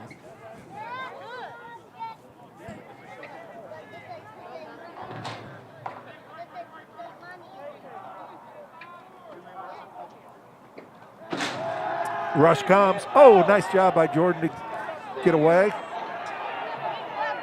Jordan Johnson. Luke Johnson able to get away. He's got a sister, Jordan Johnson. I used to go to school with my kids. So Luke Johnson able to get enough scramble enough for a first down. You thought his sister was out here playing? No, it's just I keep slipping that for whatever. And then there's Jordan King out here. I get it. All right. And, you know, and it's you know. That was a nice play right there. He looked like a matador. You know, he had that ball out here ready to throw. The defender came running at it. He just sort of wrapped it over his head and then took off and picked up first down. We've seen a couple big plays by Luke Johnson with his feet this game. Play action. There's King. King will go out of bounds. Really haven't called his name a lot tonight, but you think that defense is keyed in on him a little bit, not going to give him the opportunity to get open quite as easy as he has earlier in the season. Indeed, he can still create separation, and like you've seen right there, given time and looking in his direction, he'll create some separation, but it won't be as easy with the type of speed that Grant is able to place on him. 2nd and 3.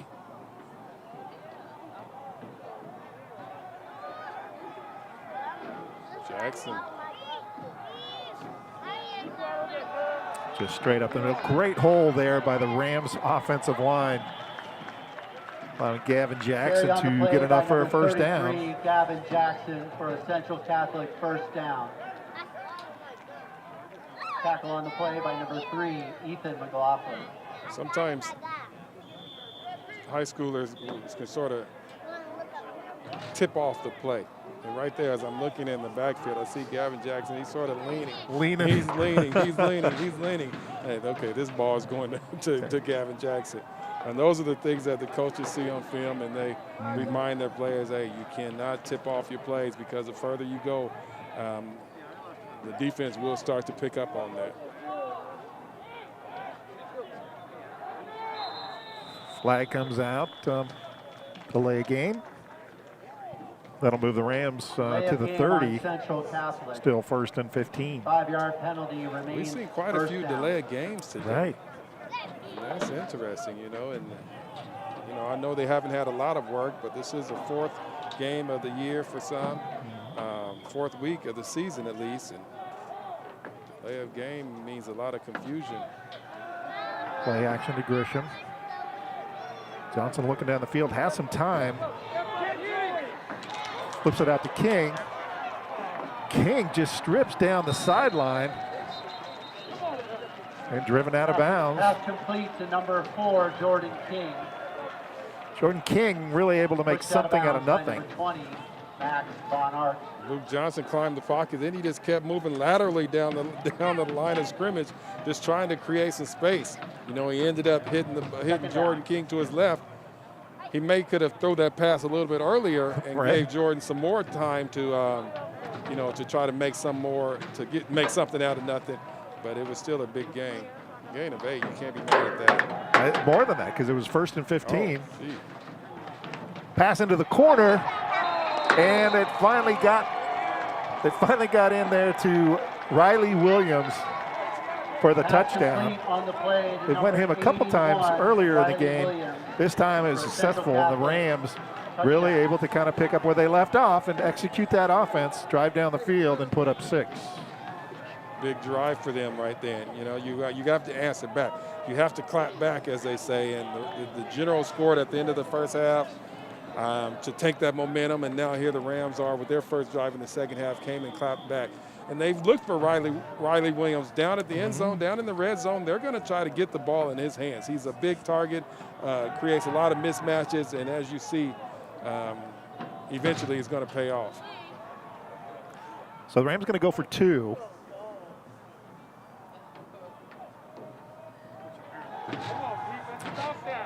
Across the field, and that is complete. Got to get the cheaters up here to see who hauled that in. Pass on the play by number 12, Luke Johnson. Looks like Jalen. Caught by number 14, Jalen. Yeah, I think it was Ridgeway. Ridgeway with the 2-point PAT. And the Rams extend the lead by 7, making up for that PAT that they missed in the first quarter. So with 8:20 left in the third quarter, it's the Rams 21 and the Generals 14.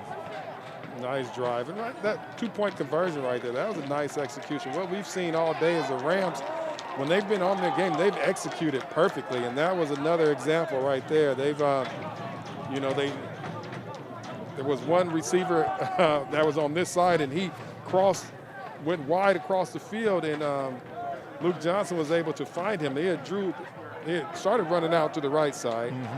Everybody went with Jordan King, and he just sort of snuck onto the other side of the field. And credit to the offensive line to give Luke that kind of time, because that take a long time to develop. Yeah, and you can't give it away. You have to keep looking left. You keep looking right, keep looking right, and you know you're not passing the ball over here. As soon as he cleared, he was able to get the ball right in his hands. Now see the explosive kick return here from the end zone. Wow, they kicked into the end zone, so it is a touchback, which probably is a great thing. Deshaun Pete has been pretty explosive on the kickoff returns tonight. That's how you stop. That's how you stop the kickoff returns. And you don't want to kick it out of bounds, giving the ball to the 35. You kick it in the end zone. And so that's what they were able to do. Big kick by Sappington there. Atticus Sappington. I like that name. Atticus is cool.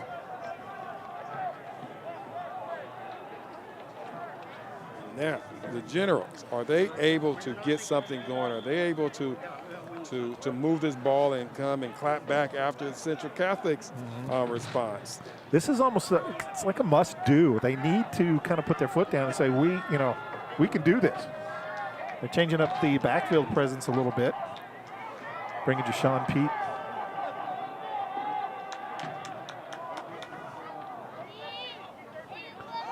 Going. Little tunnel screen. Nice pickup there. Pass on the play from Logan Going is caught by number 20. Looks like Sanders on the tackle there. It was an interesting set. Max Von Arx, who caught that ball, he was the last guy on the field. He was sitting on the bench, and then he ran in at the last minute, and the play was to him.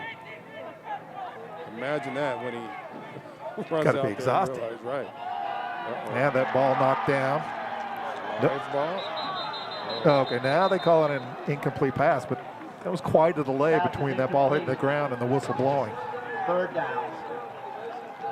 You know, and there's no chance, there's no reviews here at the high school level, but that's one of those plays in the NFL that they would just let it play out and then review it afterwards. Miles Broadus has scooped that ball up, and he was trying to get his own scoop 6. 3rd and 3.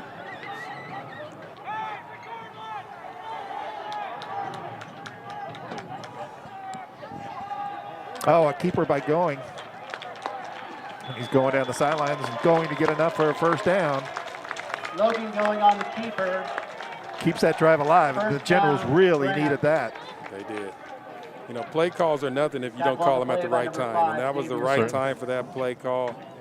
He had the edge, and he beat his man to the corner and picked up a nice chunk of yards on a 3rd and 3. Ball at the 41, 1st and 10. I wouldn't be surprised if they came back to that at some point here in this second half. You got to go with what's working. Right.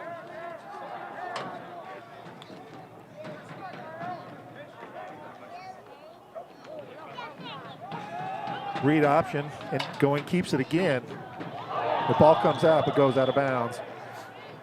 Run on the play by Logan Going. I think there was a bit of a wrestling match in the backfield. Deshaun Pete thought he should have got it. Tackle by number 10, Jack Benson. And it turns out that Logan Going decided he was going to keep it. Yeah. Nonetheless, pickup of about 7, 6, right? Right.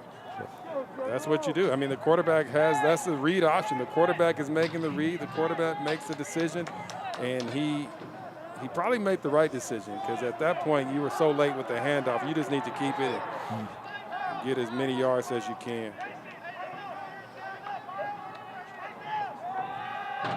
Oh, great penetration there by the Rams. Run on the play by number 11, Tayshawn. That was Pete. Jack Benison in the backfield really before the exchange was made. Tackle by number 10, Jack Benison. I think Jack Benison is just king on Third Jayshawn down. Pete, and so he's getting in there whether he hands it to him or not. His assignment is to go ahead and tackle number 11, and that's what he's doing. He's not worried about the quarterback. That's somebody else's assignment. He's worried about this running back. And now they've gone empty again. Last time they went empty, Riley Williams was able to make a big play on defense. Oh, hard count, draws them off sides. It's my favorite play right there. The hard count? The hard count. It's demoralizing. That Yeah. results in a first down by Grant.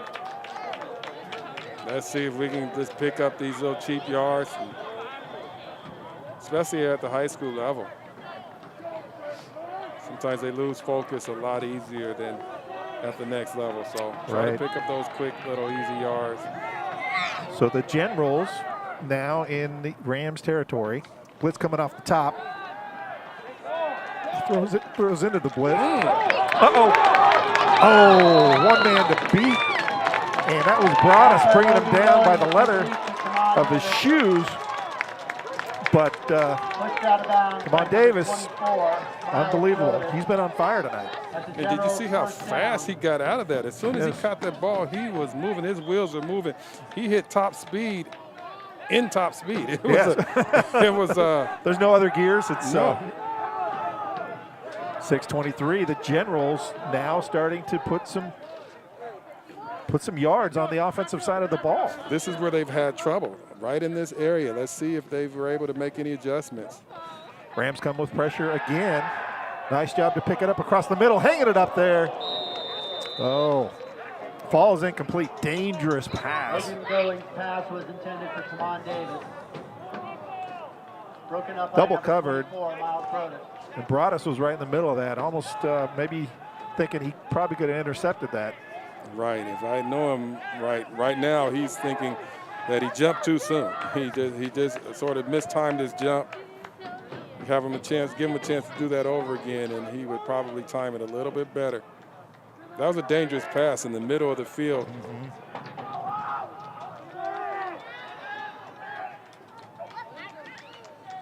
Pitch a reverse.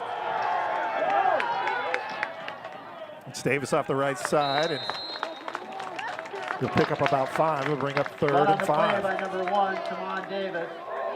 There you go. Sometimes you can't run that play a lot during the course of the game, but you can run it at the right times.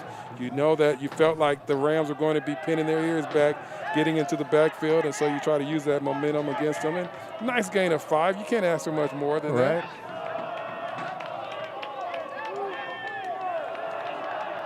Empty backfield.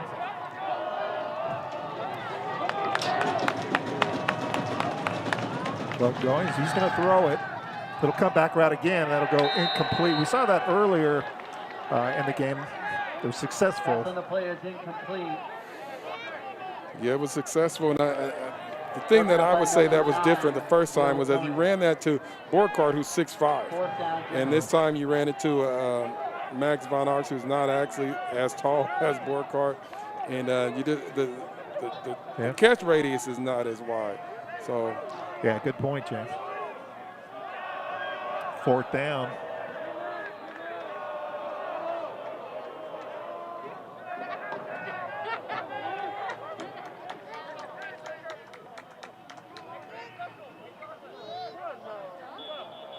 Some confusion there after the shift. Timeout called by Grant. So Logan Going elects to call timeout. Probably not a bad call. If you're getting down deep into the clock, you don't need that delay game to stall this drive. I think they tried the hard count, and the Rams did not bite this time, and so now you call that timeout to try to get organized. I mean, this is another big play. 4th and 5 here in the red zone near the red zone, but on this side of the field where they've struggled all day. This would be a big drive, a big opportunity for them to pick up this 1st down and keep this drive alive.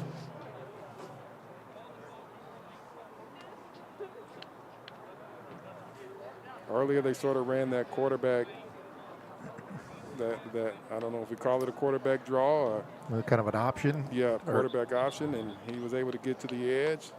Maybe you come back to that play at this time.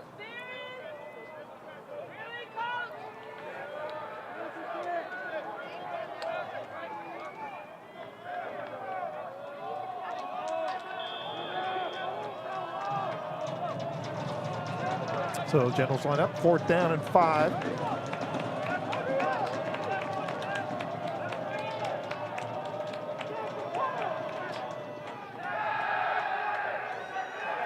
Going, trying to find, shoelace tackle. Logan Going is tapped. Who was that? Guess who? Gresham. Number 7. Jack Brown. Over on down. Zach Gresham, wasn't it? Was it Brown? I would guess Jack Brown. I know it's hard to see these numbers, but Jack Brown, when it's been time for a big play, he has been in the backfield making big plays. So my bet, if I was a betting man. Not a bad bet. On the far side of the field, and they evaporated into the sideline so fast, couldn't see it. So the Rams will take over on downs. Generals have got to be disappointed not really being able to get any type of points out of that drive. Really one of the most successful drives they've had of the game. Right. Their fans are disappointed, that's for sure. We can hear that. It's quieter. Johnson across the middle looking for Broadous. Dangerous pass. 3 defenders in there. Pass by number 12, Luke Johnson, is incomplete. That's every now and then the quarterback will have a predetermined read in his mind of who he wants to throw the ball to, and that looks like that he felt that he could get the ball to Miles at whatever cost. Yep. But the Generals had him covered like a blanket, and he still tried to force it in there. He was fortunate that it did not get intercepted.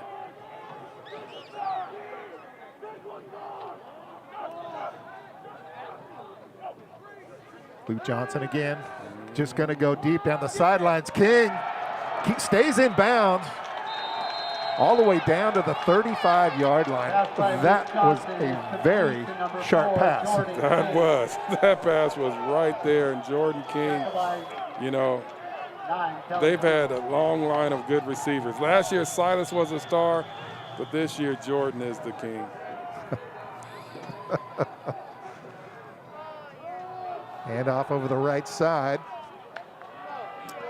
Pick up there by number 20, Ellis Bynum. Run on the play by number 20, Ellis Bynum. Tackle by number looks like coming 7, over to make the tackle. The Rams have been able to move the ball on the 3rd downs, on any of the sort of the tide turning plays or the momentum swinging plays. The Rams have been able to move that ball and move the chains, keep the chains moving.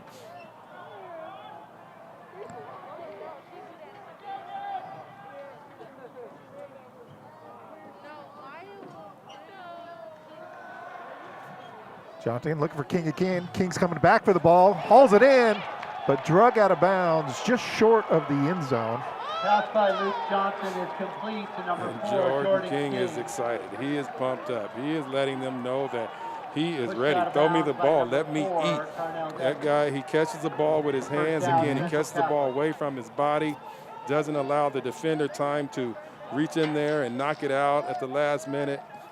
He's having a big game, and it doesn't surprise me. Nice job to make the adjustment to come back. It's slightly underthrown.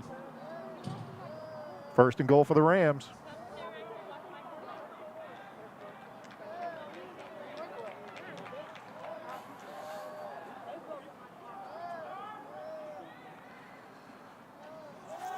Fly sweep. The defensive end had basically shut that down. Run by And I think the 13. run was by Strider Todd Fields, but really had no way to go. No fly in that sweep. No fly in that sweep. Second down. Gavin Jackson has been the workhorse down here in the first half. He scored both touchdowns in these short yardage plays, but he remains on the sideline. Zach Grisham has been moving the ball up and down the field to this point. Let's see if they work him in. Trying to get away. Oh, now they call it incomplete. Again, another long delay. A lot of pressure there on Luke Johnson. Yeah, he tried to find Jordan King, but he had to wait for him to get open, and by that time, the pass rush was right in his face. He was lucky to get that ball away. He was. He was. 3rd and 5. Or 3rd and goal, I should say, from the 5. Where's Riley Williams?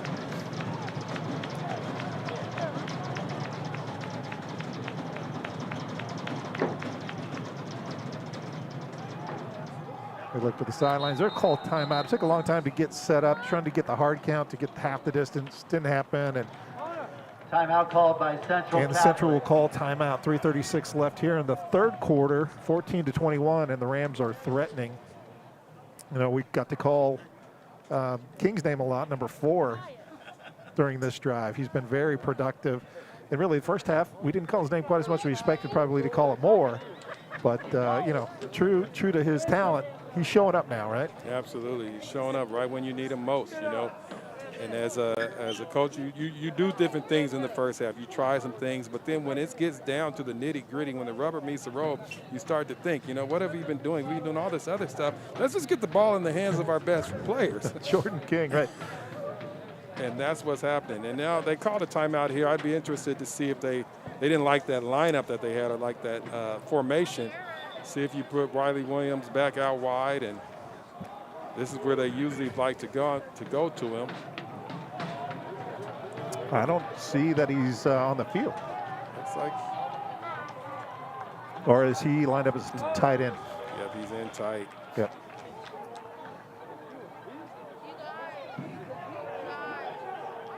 Third and goal.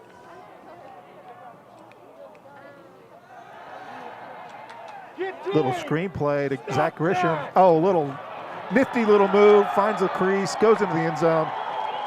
Zach Grisham puts up 6 for the Rams from the 5. Zach Grisham for a Central Catholic touchdown. Nice play call. Yes. Nice play call right there. Took a little while for it to develop, so good job by Luke Johnson to kind of keep his composure, stay calm, let that develop. And yeah, it was lineman got out there, created the wall, and Grisham was able to take advantage of it. Zach Grisham having a big day. Yes, he is.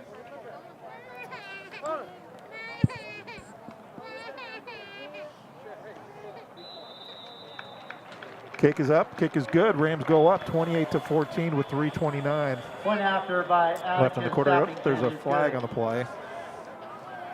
Bunch of whistles. Flag on the play. I think they're having a whistle off. Whistle off.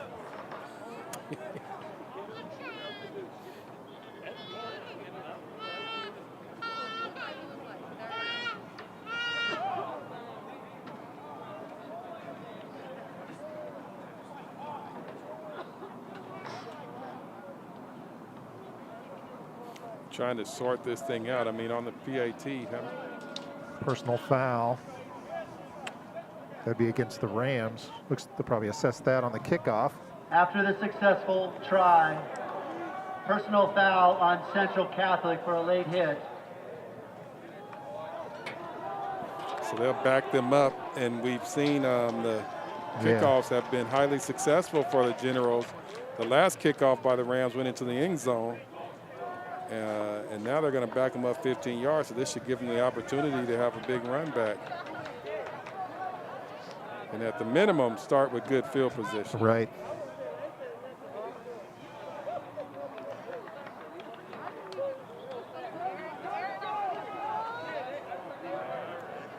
Those two weapons, as we've seen before. Kick will be And Jason from the Pete. 25-yard line. And Tamon Davis will be back for the Generals. It's a really nice night out here, Steve. I'm really impressed by this weather, this field. Yeah, we ordered that. If you order in advance, you can get good weather. Oh, Yeah, so we set that up early. well, I appreciate you.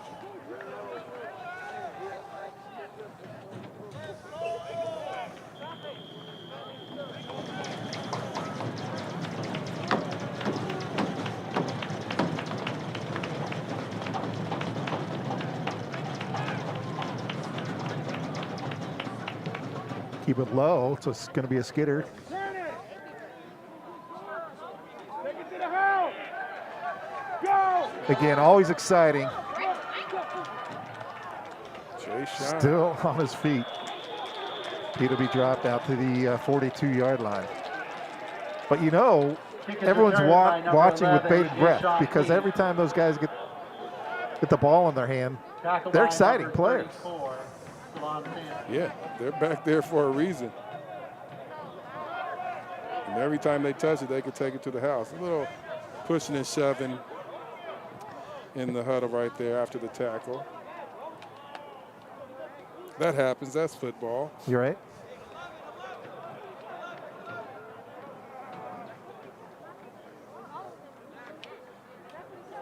I think it was Xavier Simpson that kind of turned that play inside.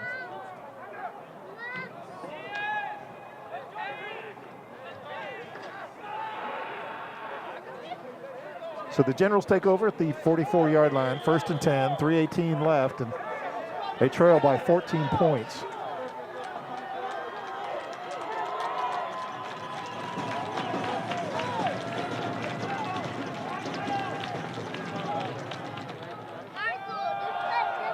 Chili Stevens off the left side. We haven't called his name much in the second half. One on the play by number 2. The Rams have been shutting down the run pretty Pushed out of bounds consistently by number 13. today. And Chili Carter Stevens Todd this is Field. not finding room to run. Second down. That line of scrimmage, that battle that we talked about being won at the line of scrimmage has been won by the Rams on both sides of the ball, and Chili Stevens is not able to find room to run. 2nd and 9. Two deep safeties back. Blitz comes off the edge. Oh, great effort there in the coverage. Coming up is Pass on the number play was 23, number 10, Chibu Jackson Monfort. Enemo. Complete. Man, and you can see that the team, they rallied around that guy. You know, he came in, that was perfect timing on that play. Close of the distance, big hit. Be 3rd and 9.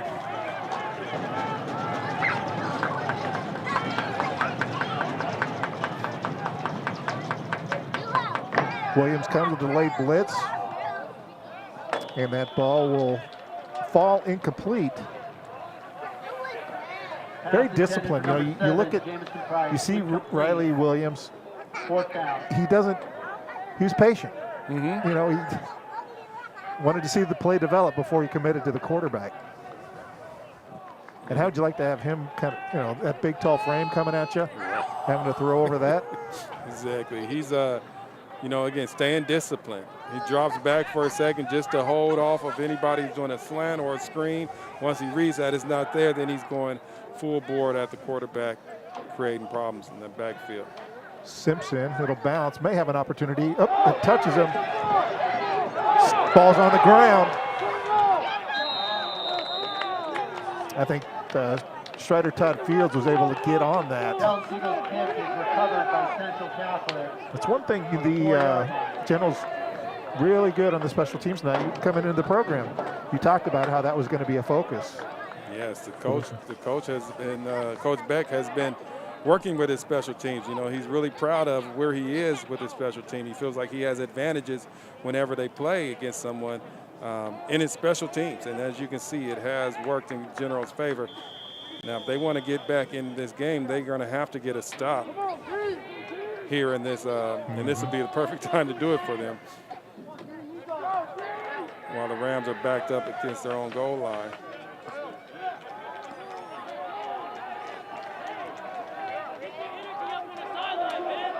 Luke Johnson in his own end zone, hands off to Bynum over the left side. Bynum able to pick up about 5 yards on the carry. Run by number 20, Ellis Bynum. Pushed out by number 1, Ron Davis. Bynum runs hard too, you know. I like the way that the Rams running backs run. They don't spend time back there dancing around, looking at it. They just hit and take what the defense is giving them.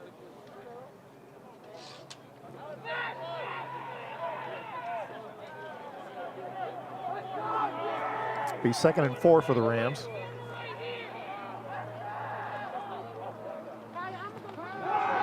Pressure comes. Oh, pass was caught.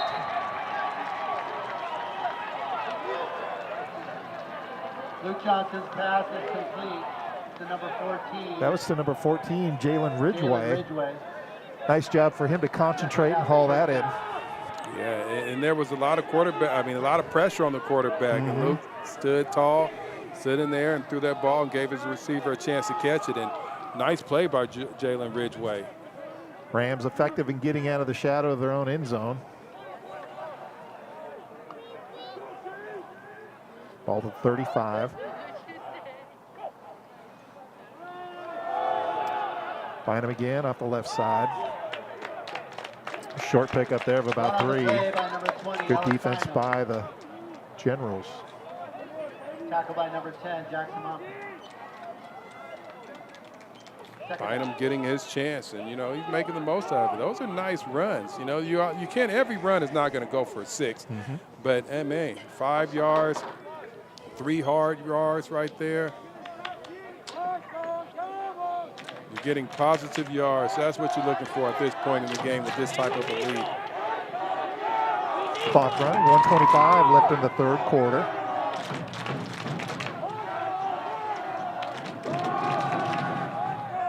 Rams keeping on the ground.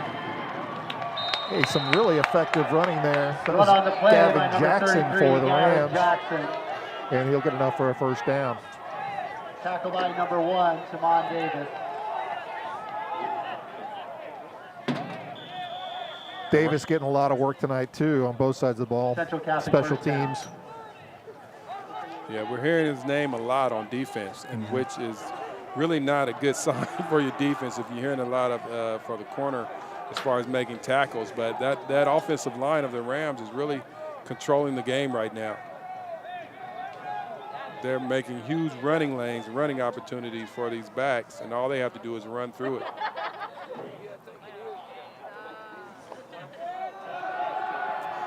Rams keeping it on the ground.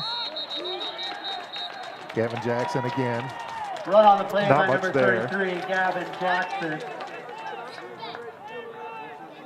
Clock at 30. So as they reset, they can let the quarter run out if they decide to do that.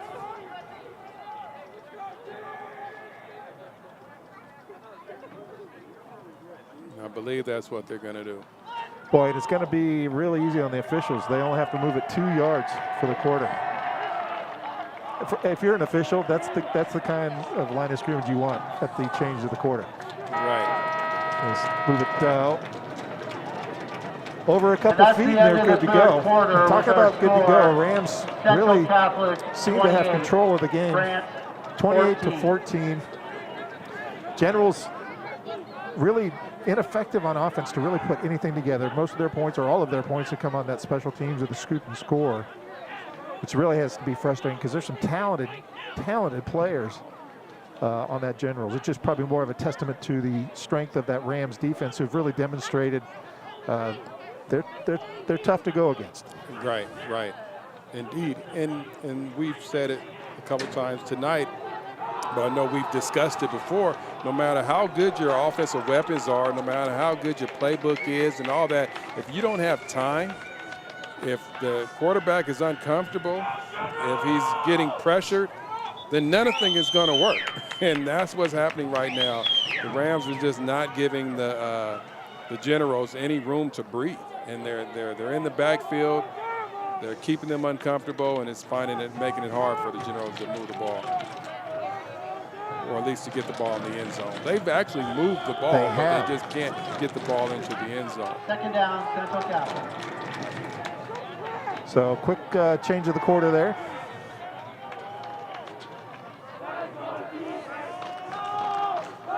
Second and 9 for the Rams.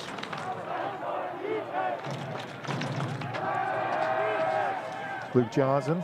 Oh, throws the interception. Oh, and guess who? You're not going to catch him. Oh, and able to drive him out of bounds, but not after getting the ball down to about the 10-yard line. By number 1, Tamon Davis. Returned to the 10-yard Unbelievable. line. Pushed out by He's number a 12. talented individual, isn't he? He sure is. He sure is. If he can't get the ball on offense, he's like, well, I'll get the ball on defense. And he's, they were asking him to make a play. Somebody's got to make a play, and he stepped in there, read the route, jumped the route, and if it wasn't for Luke Johnson taking a great angle, that angle drill that we've all worked on whenever we played football, he stopped a touchdown. So the ball's placed on the 10. It's hard to get a good read here, but it looks like it's on the 10-yard line. So it looks like it'll be first and goal.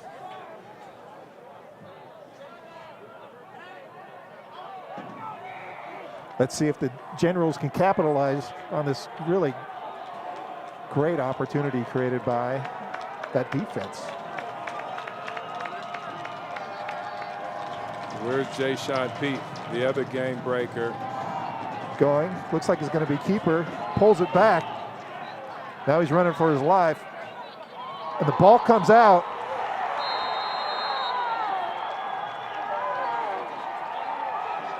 And the Rams recover. And guess who that was that stripped that ball? That was Jack Brown. Jack Brown stripping that ball. Recovered by Central Catholic. And the Rams get it back. That's really quite a blow there for the Generals. Had that momentum of that interception and just turned on a dime as the Rams get that ball back. Yeah, that we had talked earlier about Logan going, keeping plays alive with his feet, scrambling from right to left, just trying to make something out of nothing. That was one of those possessions where you just throw the ball away and just live to see another down. It's first down, first and goal. I'm sure he would like to have that back. Right. Sometimes trying to make a play for your teammates results in bad situations. And Jack Brown, man, that guy, he makes big plays for the Rams all day. And that was textbook strip. He came in swinging down on that ball. And a flag comes out. Delay of game penalty on and that's for the Rams. You never want to see a penalty, but that's you weren't expecting to get the ball back. They were over there on the sideline. They were talking. They were huddled up. They were trying to figure out what they did wrong the last time they had the ball. And next thing you know, it's your ball. Now you got to find your helmet, your jock strap, your mouthpiece, and you got to get back all out those on the parts, field. Yeah, and mask. Now you got to find your mask. Right. Grisham over to the right side. Splits a couple defenders, and he'll pick up about 5 yards. Number 7, Zach Grisham.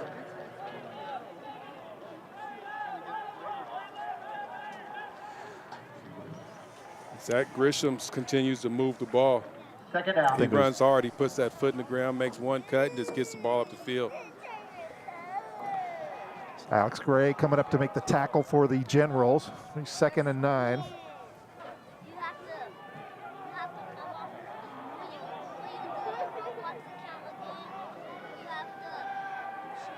Johnson with the pass. Falls incomplete, intent for Xavier Simpson. He had a step on him. He just led him too far to the right. If he throws that ball up towards the middle of the field or even just to the inside, I think Simpson has a better chance of making that play and getting the ball. And with his speed, he's going to turn that into 6. Sure. For the Generals, this is one of those plays that they've had trouble stopping the Rams. 3rd and long. You know, the Rams have done a great job all game long of moving the ball on this in these type of situations. Let's see if the Generals can get a stop. Johnson throwing it down the field. Oh, Little juggling act, falls incomplete. Looking for Jordan King. A little bit too far out ahead of him. They'll bring up 4th down. Jordan King, flag on the play.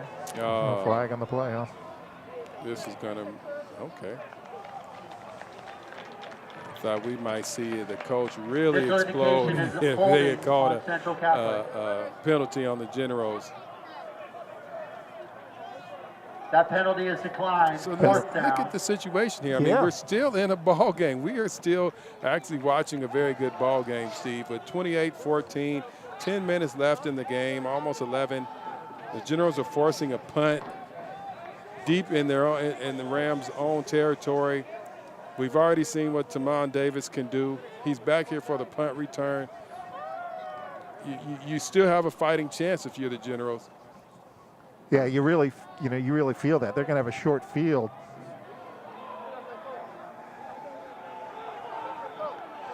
They come with a rush. It'll bounce. Davis may get a good hop. He picks it up. That field is stretched pretty good. If he can turn the corner,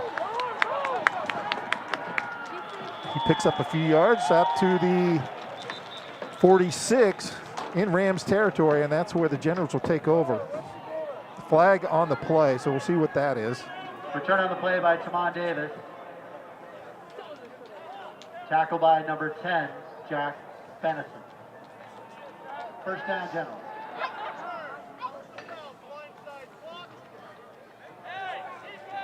Blindside block against the Generals. Penalty on play. Blindside block against the Generals. So that'll move them back into their own territory. That's a big play right there because that's 15 yards. You know, just how the small things, just how the ball bounces here in football. It looks like Tamon Davis was deciding if he was going to try to even pick that ball up, but the ball sort of bounced in his hand, so he picked it up and tried to get to the outside. If he doesn't touch that ball, and this penalty doesn't happen. They're deeper, Yeah, and now they're deeper just by the result of, trying to make a play. First and 10, Graham.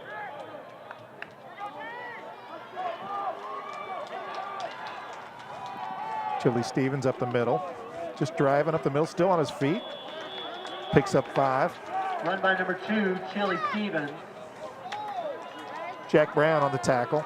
Tackle on the play by number 10, Jack. Patient runner right there, just picking his way through the hole. Found him a nice spot to run. Pick up a 5 yards.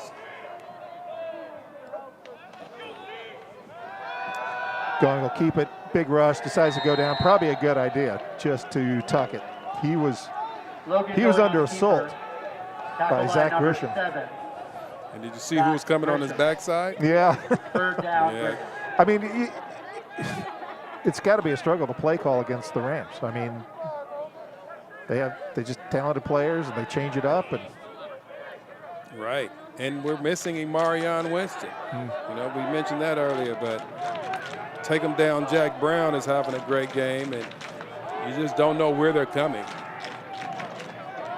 Where or when they're coming.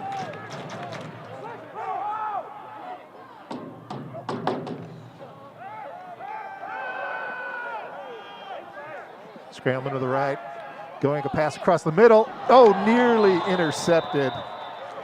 Riley Williams almost able to haul that in. Logan Going's pass is incomplete. This may be 4 down territory. 7, Jameson Price. 4th down.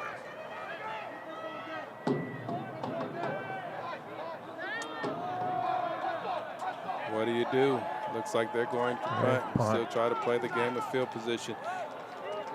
Yeah, keep yourself in the game. I think it's a great decision there by Coach Beck. I mean, yeah, reality. I mean, you have 3 downs to pick up 10 yards, and you picked up 1, and now we think you can get 9 yards in 1 play. Right. And the punter has been punting the ball really well.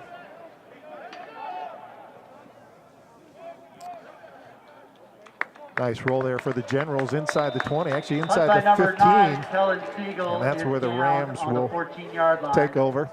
Central Catholic ball. Clock becoming the enemy for the Generals. And we have seen the Rams in these situations before, and they've been able to take time off the clock and sort of just transform their offense in mid-game and turn it into a running offense. And just sort of just grind out this clock, grind out this time en route to grinding out the victory. And it'll be interesting to see if Coach decides to go ahead and start running the ball, making the Generals stop the run, or does he continue to come out guns blazing?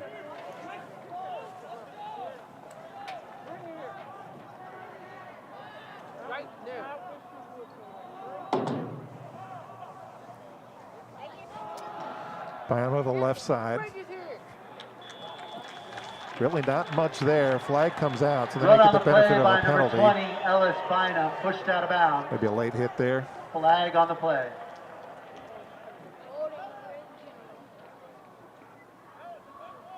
Yeah, it looks like a late hit. Frustration starts to set in. And then you're coming and you're barreling down. You're trying to make a play for your team on defense, and right before you get there, the guy goes out of bounds. Sometimes it's hard to stop your momentum, and then sometimes you just don't want to stop your momentum. Right. I don't know which one of those it was right then, but it's 15 big yards. First down, Central Catholic. All the way out to the 29-yard line. It'll be 1st and 10.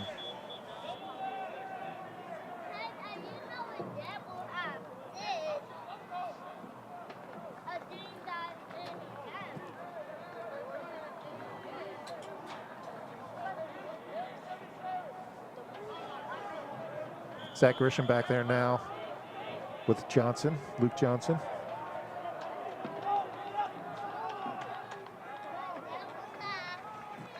And Grisham will take it. Staying on the ground, he picks up about Number 5 7, yards. Zach Grisham on the run. You talked about the grinding it out now and the transformation. I'm really getting a sense, James, that that's 4, where the Rams are going right now. Yeah, just there's no need really to be passing on early downs. This may be a down that you play action and take one more shot at it, but I don't think there'll be too much more passing on the part of the Rams.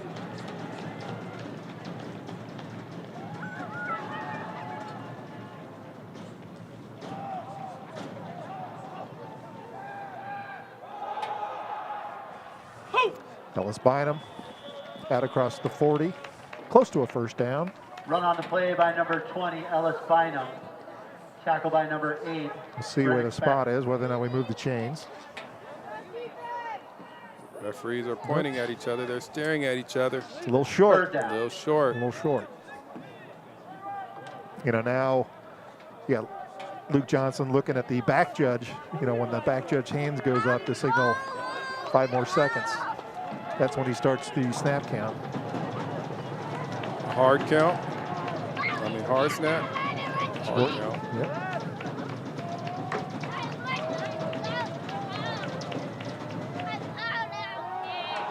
Now Bynum over the right side. He'll pick up enough for first down, still on his feet.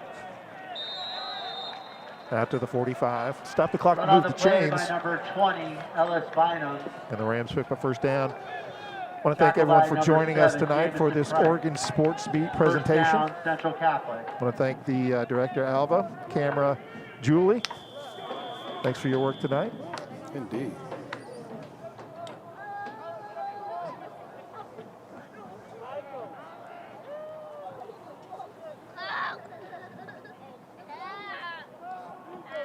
Clock at 7 minutes, 1st and 10. Johnson's going to pass down the sidelines looking for King. King came back for it. And it falls incomplete. Kind of keeping that defense honest. What do you think, James? Broken up by the Yeah, you know, you can take 1 or 2 chances, 1 or 2 more shots at it. Still 6.5 minutes left in this game. Close to 7 minutes, rather. And if you're going to throw it, you know, throw the ball to Jordan King. He had one-on-one, but he just didn't. Luke Johnson just didn't throw the ball far enough. If he gets that ball out in front of him, Jordan may have a better opportunity to make that play.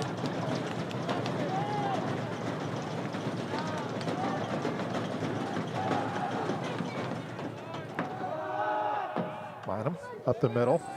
Hard running.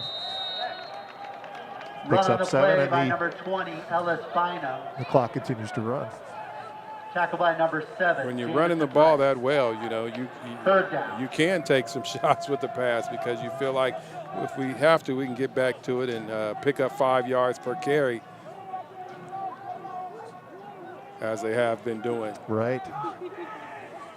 You got a lineman like Mael Jones, you just run right behind him, right up his back.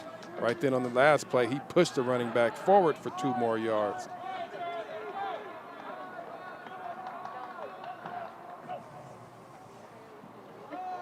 Little misdirection. Zach Grisham gets it on the right side. He'll be close to a Ram first down. Run on the play by number 7, Zach Trying to mix it Grisham. up with Xavier Simpson. Little eye candy on that fake jet sweep.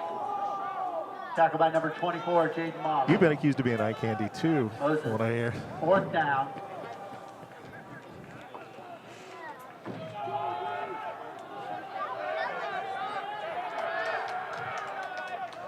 The 4th and less than a yard.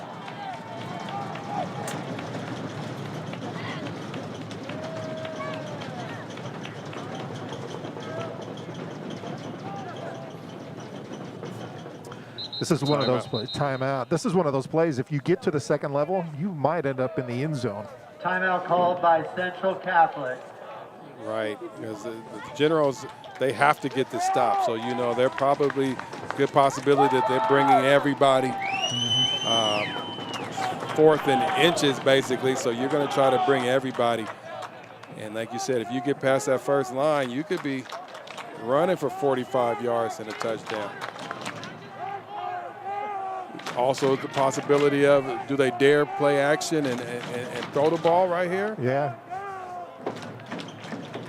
The benefit of, 2 possessions. The offense, General's offense struggled all night. It's worth a shot. Coming up next for the Rams next week is they'll take on their rival in the Clackamas Cavaliers. And for Grant, they will take on Jefferson in a league game. You know, in this pandemic and with the abbreviated season, it has allowed teams to sort of create their own schedule to some degree. You know, and Grant has played a tough schedule. They've had Barlow, Central here. They play Clackamas. Yes. You know, and they're going to keep that rivalry with Jefferson no matter what. That's always going to happen, and that'll be another big game next week. Now they keep it on the ground. Run by And they number get enough for a 7, first Zach down. Grisham. Results in a Central Catholic first down. Jack Grissom, once again, the 3rd member of that chain crew. He keeps that chain moving. And, Zach got 3 yards on the carry, but Ryan Dirksen with the Rams drove his person who was blocking 10 yards. So he had more yards on that than Grisham. That'll be in the film study.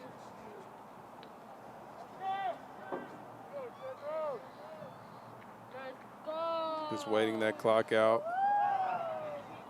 No need to rush. Grisham will get it. Great penetration there by the Generals. Number 7, Zach Grisham is tackled in the backfield by number 20, Max Von Number Ark. 20, yeah, Second on down. the tackle there. Max Von Ark. He came off the edge and nobody picked him up. You know, they.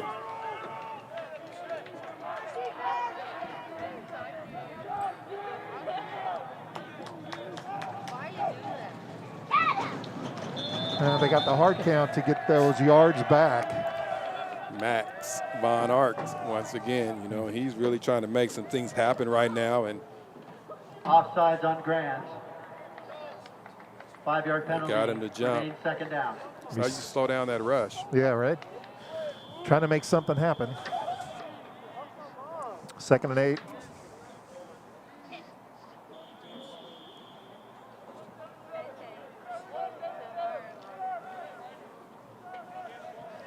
Should put them inside 4 minutes now. Ellis Bynum on the left side. A great penetration there by the Generals. Just a short pickup Run for by number Bynum. 20, Ellis Bynum. Good sportsmanship there as they help each other up. Tackled by number 15, You know, Alex that was an Castanoli. impressive 1-yard run. You know, it looked, because like you said, it was Third great down. penetration by the Generals, but Bynum just sort of sidestepped him as he was still running full speed and ended up picking up a yard where he could have lost 3 or 4 yards.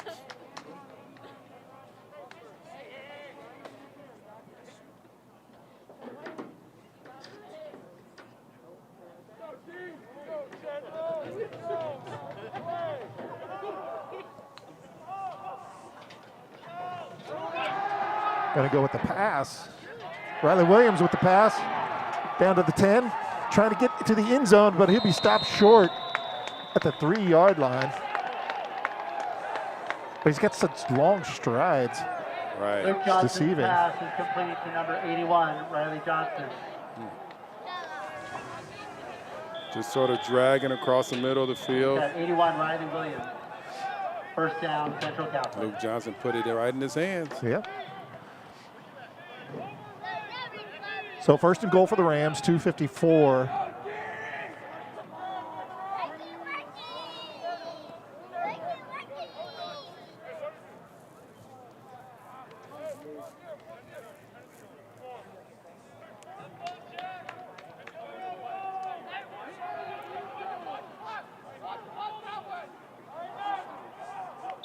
I got too many men on the field. Jiminy Christmas. Flag comes out. Looks like it's a delay of game, Delay but of not game by penalty much. on Central Catholic. 5-yard penalty remains first down.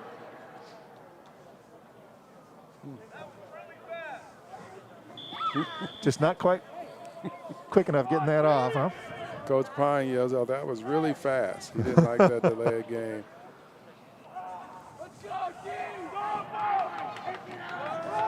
Bynum, little hop step.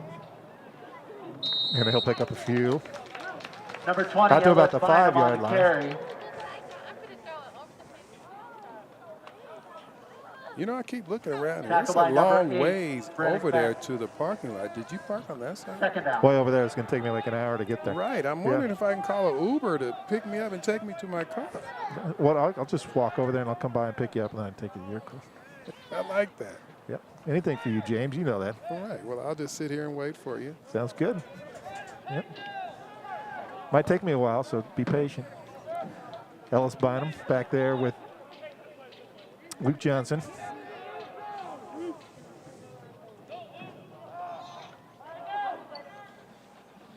Johnson will keep it, run the left. He's going to square up the pass. Throws it to the corner and coming back for it with a touchdown is Jalen Ridgway. Luke Johnson's pass is complete to number 14, Jalen Ridgway. Results in a touchdown by Central Catholic. That's a tough route to cover. He came from the wide side, from the weak side all the way over to the strong side of the field. That's hard for a guy to cover a guy that long, you know, with that type of speed, with that type of size. You ask, that's a tall order for a DB to cover one man for all that time. And Johnson effective in buying some time to let that develop as well. And the Way Rams up go for up touchdown by 35 to Emiliano 14. He's good. It's interesting, you know, I was looking at the history of these two teams, and the Score last is time these Central two teams Catholic played was in 35. 2013. Grant, 14. Central ended up winning that 55 to 14, but prior to that, Grant pretty much owned the series. Well, these are two good programs, you know, and they've two storied programs. They've, you know, they're always competitive, well coached, by the way you came into the game. You know, and it's too bad that somebody has to lose when these two teams Yeah, play. that's But true. they're good programs. You know, you can't go wrong with your kid playing at either one of these programs. Beautiful facilities, too. Indeed.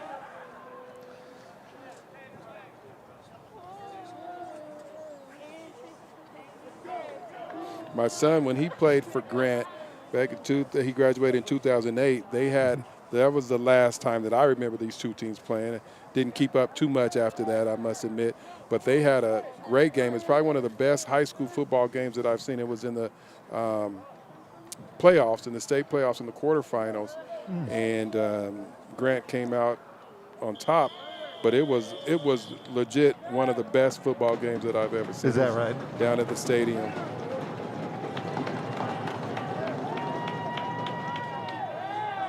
High, deep kick. Taken inside the 5. Oh, some fine running there. First time we've called his name tonight.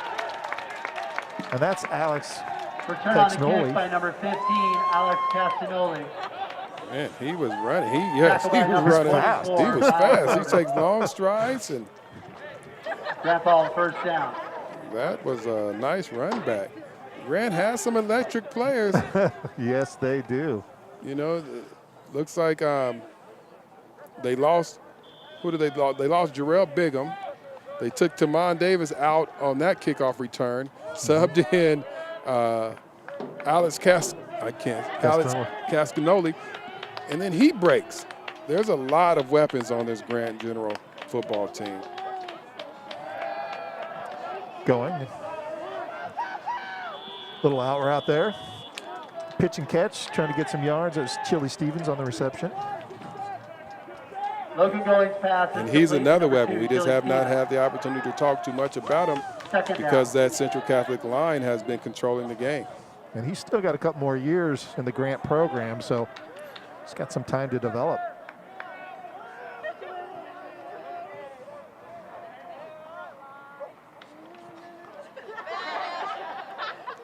We're going just about ready to unload it. Oh, it does unload it there. Great catch.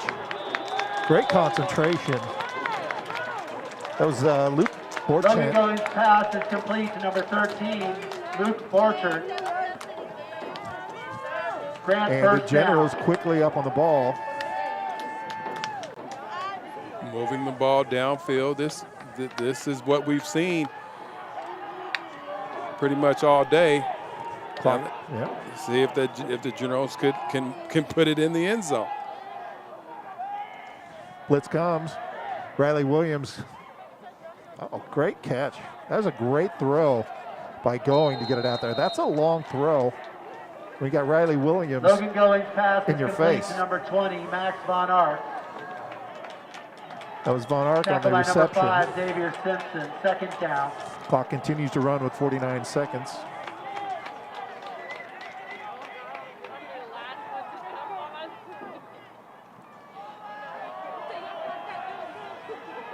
Throw to the end zone. And that is hauled in. Nice grab. Logan Goings pass is complete to number 1, Tamon Davis for a touchdown. Doesn't surprise me. Tamon's name called again for 6 points. First points that the offense has been able to generate on the night comes with 34 seconds left in the fourth quarter. Yeah, that was a nice play right there. Nice catch. Logan, again, bought a little bit of time and then just threw the ball up to his receiver, to his big play receiver, give him the opportunity to make plays.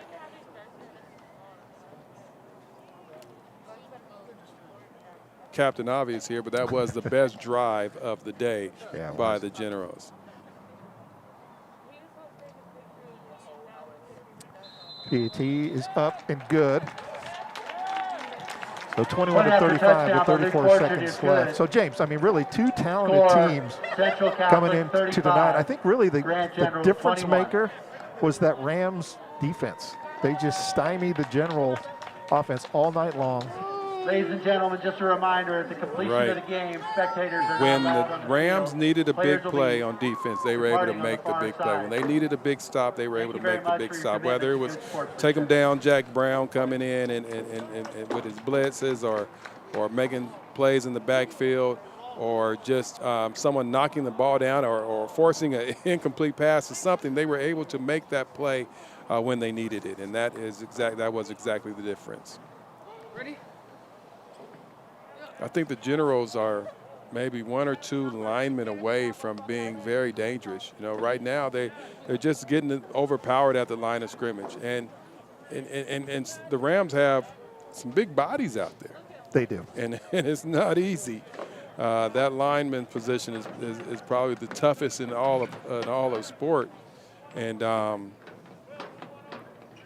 you know, you got to have some size in there to really compete. And controlling it, you know, is the difference in the game. If you control the line of scrimmage. Onside kick attempt. And the Generals able to pull that in. As Jack Tennyson, Onside who came up kick is to recovered get by Grant. it, took a big hit and the ball came out. I didn't get a read on the license plate of the truck that hit Recovered him. by number 15, Alex Castanoli. They're giving it to Castanoli First with the down, big Generals. hit. Wow. I mean, you could hear it all the way up here. Of course, you're only about 50 feet away. Right, and there's not very many crowd, not very many fans. But yeah, that was a big play. That was a big hit. You know, you're in that.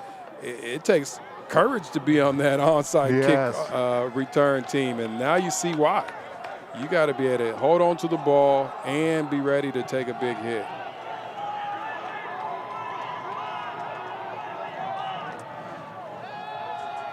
Riley Williams again putting pressure on. I don't know how they got that in, but that was caught.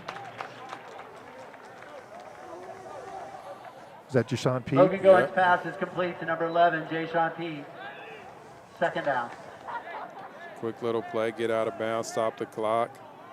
At some point, they're going to have to go for a chunk play. But this is good. This is kind of the pride, right? Mm-hmm. You know, we're not going down without a fight. Again, Riley Williams coming in. They're just bringing him every single time. And this time, Logan Going will go down at the 45-yard line. That might be it.